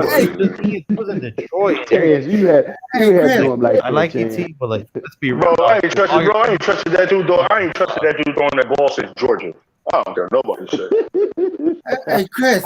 Yeah. You gonna be at the game Sunday? Hell no, it's $350 just to sit all in the top. I ain't paying that. I'll be there. Oh yeah, I don't blame you. Hey, y'all hear C-Pen? Broncos gonna shock people into a 9-8 record. You better hope. The Broncos is looking nice. Hey, the Broncos might be the second best team in that division. The Broncos might be the second best team in the AFC West. And then to be honest, I don't even really like going to football games because like I got a big TV and I can watch every game all at once. That's like the only sport where like I like watching. Yeah, but being at the game is different though. But being at the game is different though. Tell them, Chris. They But actually being at the game is No, and I different have though. Sunday ticket. It's a lot of money, so like might as well. Yeah. Like I already. But just to catch a live game though, just catch a live game once. I'm telling you. No, I went to the preseason game. Like I went to the Rams opening game. Nah, it's not the same. Nah, it's not the same. No, I mean I'll You gotta go. No, like good that's why I'm game. gonna go to one Sunday night football game, just not the Bears. We're gonna play. Yeah, no. Or it has to be either that or Monday night because I want to watch other football games. I'm going to Monday night in Seattle. Oh, okay. That's what's up. Hey, I'm telling you, those live games Hey, are different. C-Pen. Yeah, C-Pen. You better hope your team don't go 9-8 or 10-7. C-Pen. You talking all They about due. C-Pen, you better get in. I mean, shit. You look at the AFC. I mean, you look at the AFC West. I mean, shit. Brady put that blueprint out on y'all. Could be the second best in the Broncos could be the second best in the I division. don't even like the Chiefs, but I don't even think they're gonna go 10-7. They're gonna go like 12-5. Derek Clark. I could see that. Because he's white. They gonna go. But they're not gonna go to the Super Bowl. They're not gonna go to the Super Bowl. No, I don't think they're gonna go to the Super Bowl. It's gonna be San Francisco and Tampa Bay. Listen. No, that They're can't gonna, happen though. They're gonna Are go you talking 11. about They're gonna go 11-6. I know. Hey, C Pen, your team will go 11-6. I gave it one better than I gave it one less than Chris gave y'all. Nah, but San Fran gonna make some noise though. Oh San Fran gonna make God, some don't noise. start. Don't start with San Fran. Yeah, I definitely have the San Fran. Well, like I said, No. it all depends on what their quarterback do. Nah, even without a quarterback, that run game is good enough to be second in the division. Garoppolo is starting. Yes, sir. Yes, sir. Our run game is beast. Garoppolo is starting. They're way better than the Seahawks, and they're way better than the Cardinals. And to be honest, San Francisco has the Rams number because we just can't beat them for some reason. Like we could beat the freaking Seahawks like nothing, and the Cardinals, but what, Jose? It's the truth, dude. We beat you 3 times last season. The 49ers, and then that front four is Plus a the beast. defense, that 49er defense, bro. It's that defense, man. Should have won. Because all y'all boys. But that's because y'all had golf, Chris. Y'all got Matt Stafford now. Yeah, it's a way better upgrade. What's the difference? Time out. Is it? Time out. He's better than golf, though. Time out. Time out. He is? Oh, Yeah, Stafford's better than golf. He might be the best QB in that division. Yeah, Stafford way better than golf. Wait, what? Yeah. He's way better than golf. Wait, you said the best QB in that division? So when he got drafted, he didn't even know how to take hikes from. I think Russell Wilson gonna have a down year. I don't think so. I can't. The only thing about that though, Roy, you can't count Wilson out though, man. You can't count that boy out, man. Thank you. No, hell no, I never will. He's in my division. I don't ever count him out. Not count him out, bro. I am. Nah, not in my division. I ain't counting that man ever out. Ever. I've seen that man do too many great things to my team. I've seen that man do too many great things to my team, bro. I am cool on ever doubting Russell Wilson. He will pull some wins, bro. Maybe that mistake too, Pull some wins, bro. They might be the worst team in that division. I think the Cardinals might be a little better. Oh shit! I'm sorry, Jose. They getting at you, Jose. They getting at you, Jose. Jose, we don't send you Wentz. We sending you Carson, baby. Hey. Carson Wentz might be better than Stafford. Hey. You gonna have Jose cussing y'all out on his birthday. Hey. HD. Yeah. Can I talk for a second? Yeah, go ahead. Y'all can take all the shots you want. I'm taking them on the chin like Ali. Just remember, I have receipts on all your asses. I got receipts. We're still gonna be bumping that future. He's got receipts. I got receipts. Same damn time. I got receipts. Yeah, that's gonna be good though, man. That's all I want y'all to know. I got receipts on all y'all bitches. The court training day. Receipts on all you bitches. The court training day. Yeah. Hey, you know what? People better look out for the Patriots though, man. With Mac Jones back at quarterback and him. Who? Mac Jones. Mac Jones back at quarterback. Man, please, you go. He's gonna find out. Yeah, man, please. No, sir. Give him a couple games. He's like he's a perfect player. I'm telling you. I'm telling you. Wait a minute. He's an average Ringo, you saying quarterback. they better than the Bills? No, but no. No. Hey, but y'all gotta remember, New England got a stable of running backs, bro. So yeah, that's what I'm saying, bro. Yeah, they not gonna put too much on his plate. Yeah, Mac Jones very surprised. Yeah, he gonna surprise some people. Bro, I'm trying to tell people, bro, in this draft, bro, I try to tell people it's out of him and Trey Lance, homie. And the kid from that went to the Jets. I thought those three were the best quarterbacks going out of this draft. Nah, Matt Jones is not the best quarterback out that draft. Hell no. I think he had a bunch of talent, bro. He had a bunch of talent, bro. I mean, but look at him in the preseason, though. So did Justin look at him in the preseason. If you don't want to go up in Alabama, look at him. I'm talking about when the real deal start, bro. when the real deal starts. Wait a minute, you saying he's better than Trevor Lawrence? Right. Hell no. Heck no. Hell no. Wait, no. Hold on. Let me answer that though. You can't say hell no if neither one of them has started an NFL game yet to show you. Yeah. So you can't say hell Trevor no. Lawrence You don't know. is way We don't better know than yet. that boy Mac Jones, bro. Listen. Okay, listen. well we gonna see. No. We gonna see. We gonna see. Okay, you finna and you go see when that Hold is on. different. It's different. It's different in the regular season when that heat is coming at your ass. No, sir. I know it's different, sir. Go ahead. Hold on. Chris, who do you have? How do you rate the quarterbacks from this past draft? Look, in terms of fit, the Patriots have the best quarterback for their system. Trevor Lawrence with the Jaguars has an incompetent coach, offensive coordinator. Yeah. The Patriots, all they're going to ask them is to do checkoffs, dink and dunk, and just get everybody in position. That's all they need them to do. Make the simple passes. They're not asking them to. That's it. Yep. They're going to simplify it for him. Yeah, they're going to simplify it. Tell him to be ball management. It's all about ball management. That's all they're going to ask him to do. Is ball management. That's all they're going to ask him to do. Ball management. It's easier said than done, bro. No, bro. I understand exactly what you're saying. But just like he said earlier, right? I mean, just like Chris just said, Trevor Lawrence has an uphill battle with this. And he just lost his primary running back in Travis Etienne. Etienne is out, bro. The running back is out. Etienne is out for the year. Yeah. Okay, he just tore his ankle or ACL or whatever. The Patriots, they got the third best team in that division. If They the don't have no Dolphins pass get protection for him. if the Dolphins get Cam, it's over for the Patriots. And the Bills, they already better have than what they them. need, bro.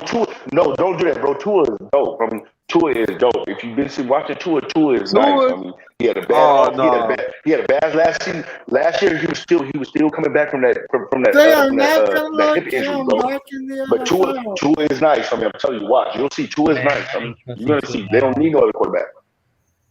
They want Cam to be a Tua is backup. fragile.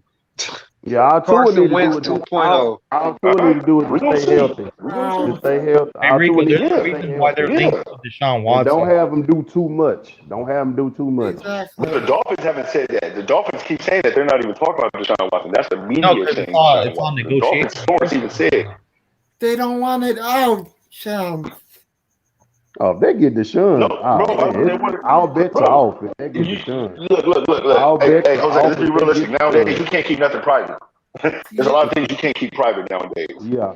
You know what I'm saying? Especially when negotiations. If Miami I get doubt he Deshaun, gets I'll bet Deshaun. off. They usually don't trade quarterbacks in the middle of a season. Yeah. That's But what if I'm they saying, bro. get that boy I'm Deshaun, trying I'll to tell bet you. off. All bets are off. They're winning that division. And you mean to tell me if they got Cam Newton down there, you would start Cam Newton over Tua? Hell yeah. I'm talking about Deshaun. What? No. I'm saying it's either out of Deshaun or Cam Newton now. It's not all Deshaun now because that's going to be a lot that you're going to have to give up just to get Deshaun Watson, bro. Over Tua? They go take a little belly up deal. The Dolphins got the assets. They got assets, though. Yep. I'm still doing it. They got a lot of draft capital. They have like 5 first-round picks in 2 years. I'll pull the trigger because Deshaun the truth, bro. Yeah. You ain't gonna pass on that I'm commodity. not saying he's not. They got If you have 15 picks. If you have the chance to get a quarterback like Deshaun Watson, you go after it. I'm pulling the trigger. Yeah, you go after that. I'm pulling the trigger. Really as long as you ain't, as long as you ain't got to give up. Sometimes it ain't always what you think, though. Right. That's what I'm saying. For Deshaun Watson, you're gonna have to give up a lot, bro. For Deshaun Watson, Yeah. They have a lot of draft a lot of money. You know what I'm saying? Yeah, they got a lot. They do. That they do. But let me ask you this, though, Chris. With that team that you're trying to build over there in Miami, do you want to really give up that much capital in your draft picks? Of course you do. It's some good draft. It's some good They draft got a picks coming team up. that can win right It's some now. good draft picks coming up. Yeah, but you got to. But with a commodity like a Deshaun Watson, bro, that's like a once in a lifetime talent, though. Hold on. Let me talk. What's a lifetime talent? Oh yeah. Oh, Deshaun the truth, bro. Deshaun the truth. No doubt I'm not about saying it. that's true, but you said once a lifetime talent, though. Like, Oh yeah. I'm doubling down on my words. That nigga is the truth. He's I feel you. I understand that there.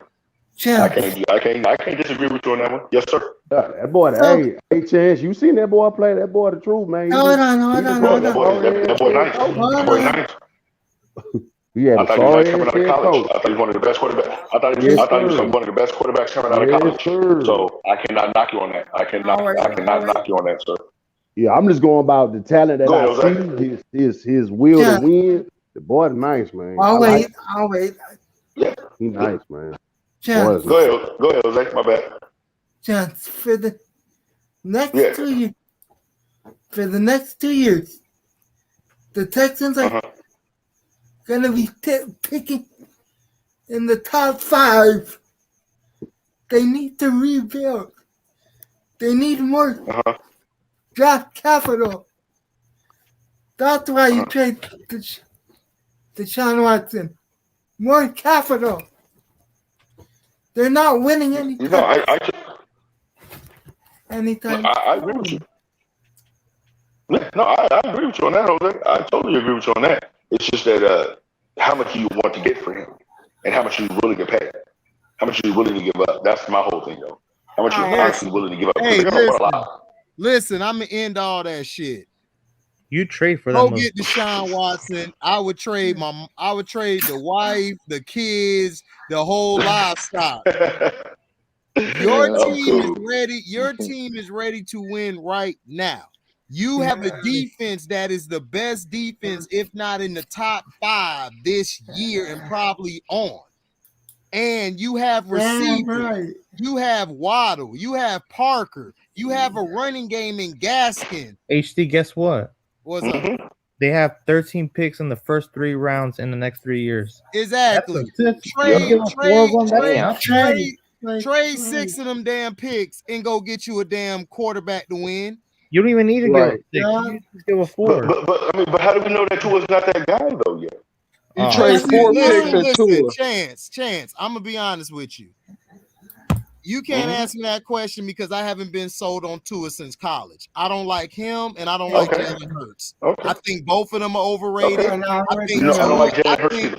I think Tua is I think he's a poor man's version of a Chad Pennington.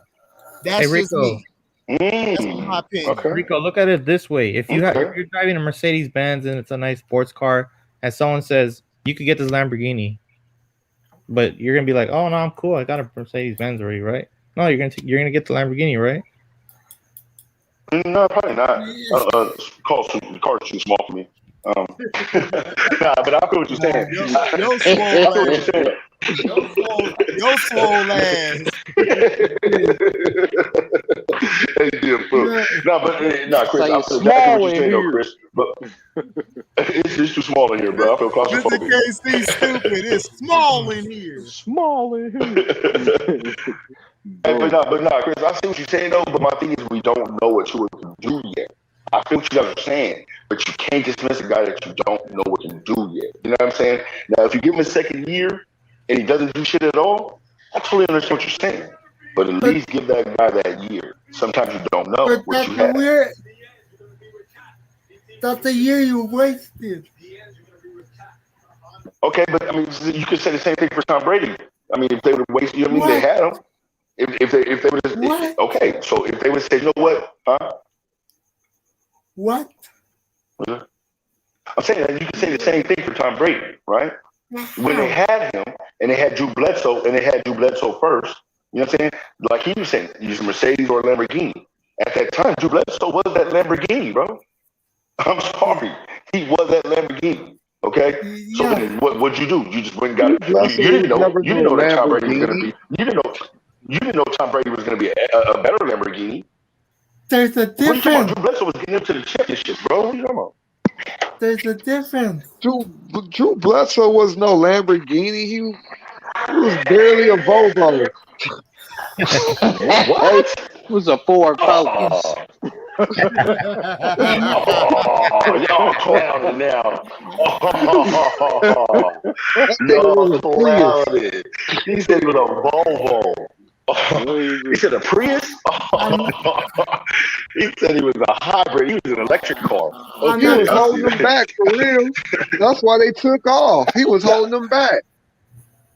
Nah, he wasn't. I Bro, he don't wasn't know on the about back, bro.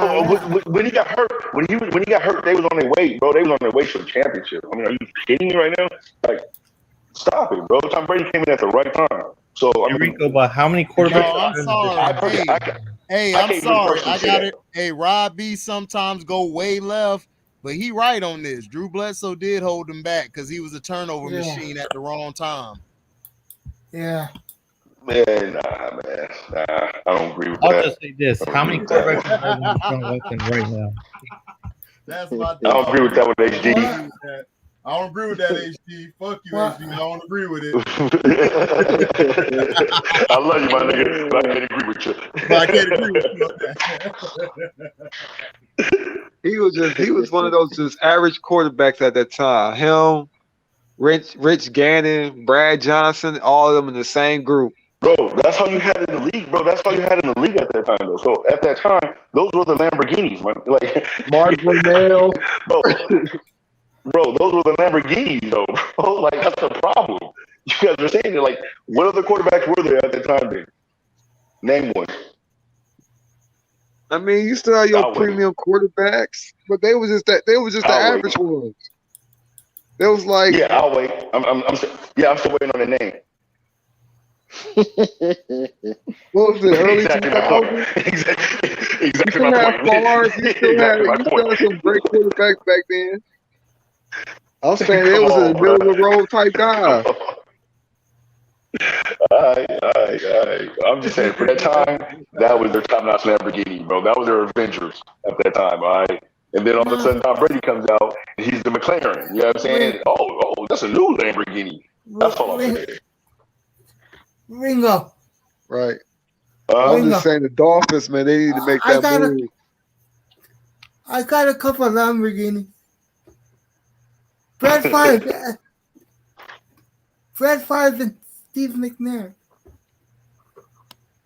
Steve McNair was an animal. And private chat. You had HD. Brett Favre had a lot of favoritism. He's on the private. All the interceptions he threw. Shit.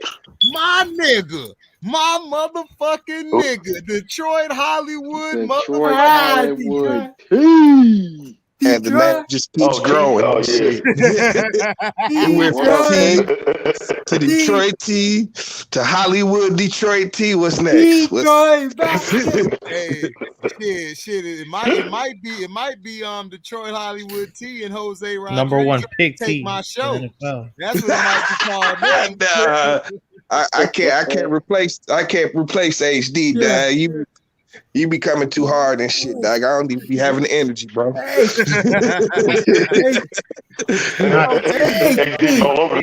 What's up, Jose? We can't replace greatness. Yeah, there it is. There it is. Yeah.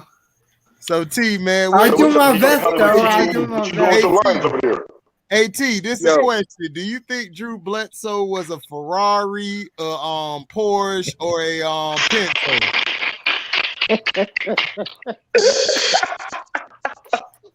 Can I say like a Thunderbird or something like that? Yeah. You can. Wait. But is that a Ford? Is that a Ford Thunderbird? Is that a Ford Thunderbird? Yeah, like Thunderbird. Is that is a Ford? Them old school Cougars or something like that. You know what I'm saying? Fuck you, man. Hey, them old school Cougars was rocking, bro. Listen, like they had their days. You know what I'm saying? That's exactly right. That's what I'm saying. It was an economy car, man. Yeah, but you know what I'm saying. But he had his good days, though. You know what I'm saying? Economy. Listen, for real. You get the days when you can throw the seat back. Like I said, he in that group with Rich Gannon, Brad Johnson, Mark Bolger, all them, Mark Brunell, all them little average quarterbacks. Oh my God, you say Mark Bolger? Wow. Bolger, I think he was better than Bolger. Yeah, I'm not sure about Bolger. He was way better than Bolger. Hey, Bolger was. I don't know about Brunell. Brunell was nice. Brunell just had a bad team. Who else you say, Robbie? Rich Gannon. He wasn't better than Rich Gannon. Ouch. He wasn't better than Rich Gannon. Rich Gannon was nice for Minnesota when he was with Minnesota. Rich Gannon was nice when he was with Minnesota. I think they had the same amount of good years. You know what I'm saying? You're like right. about 4 good years for both of them. You know what I'm saying? Man, I think maybe. You're right. What about Rodney Peete? But listen, man, don't shit on my nigga Rodney Peete now. Rodney Peete was cold. Rodney Peete was cold, man. You got to understand, like the situation he was in and shit, man. Like the Lions didn't have no offensive line. The Lions, they didn't have no offensive line and shit. He got it done. Oh, man, how we talking about all these quarterbacks? But how we talking about all these quarterbacks when we ain't talking about Randall Cunningham? Like, how y'all taking all these quarterbacks and nobody say Randall Cunningham was the better quarterback than all these people? Yeah, but like Drew Brees isn't on the level of I mean, not Drew Brees, but Drew Bledsoe. Whatever the fuck are you talking about? Yeah, Drew Bledsoe. He can't remember nigga name. He's not on Randall Cunningham's level. Hell no. No, at all. But I'm saying though, those like we talking about the top echelon quarterbacks at that time, right? And I was asking everybody, he was on Culpepper level. That was better. Dante Culpepper. He was on Dante Culpepper level. Who's on who? I guess so. Like, I don't know. Yeah, you gotta agree with that one. You gotta think about that one a little bit. Who was on Culpepper level? Culpepper level? Bledsoe. Hell no, Bledsoe was better than Culpepper. Way better. He went to the Super Bowl. That's what I want to say. Culpepper did have them couple good years. With Randy Moss. Was Culpepper a pitcher? He had Randy Moss. He did have Moss. And Chris Carter. And Chris Carter. Yeah. Yeah. Nigga had some weapons, Dad. Robbie, you can't go from being right to going left, nigga. You gotta stay the course. You was going right. You just went left, like Culpepper. You know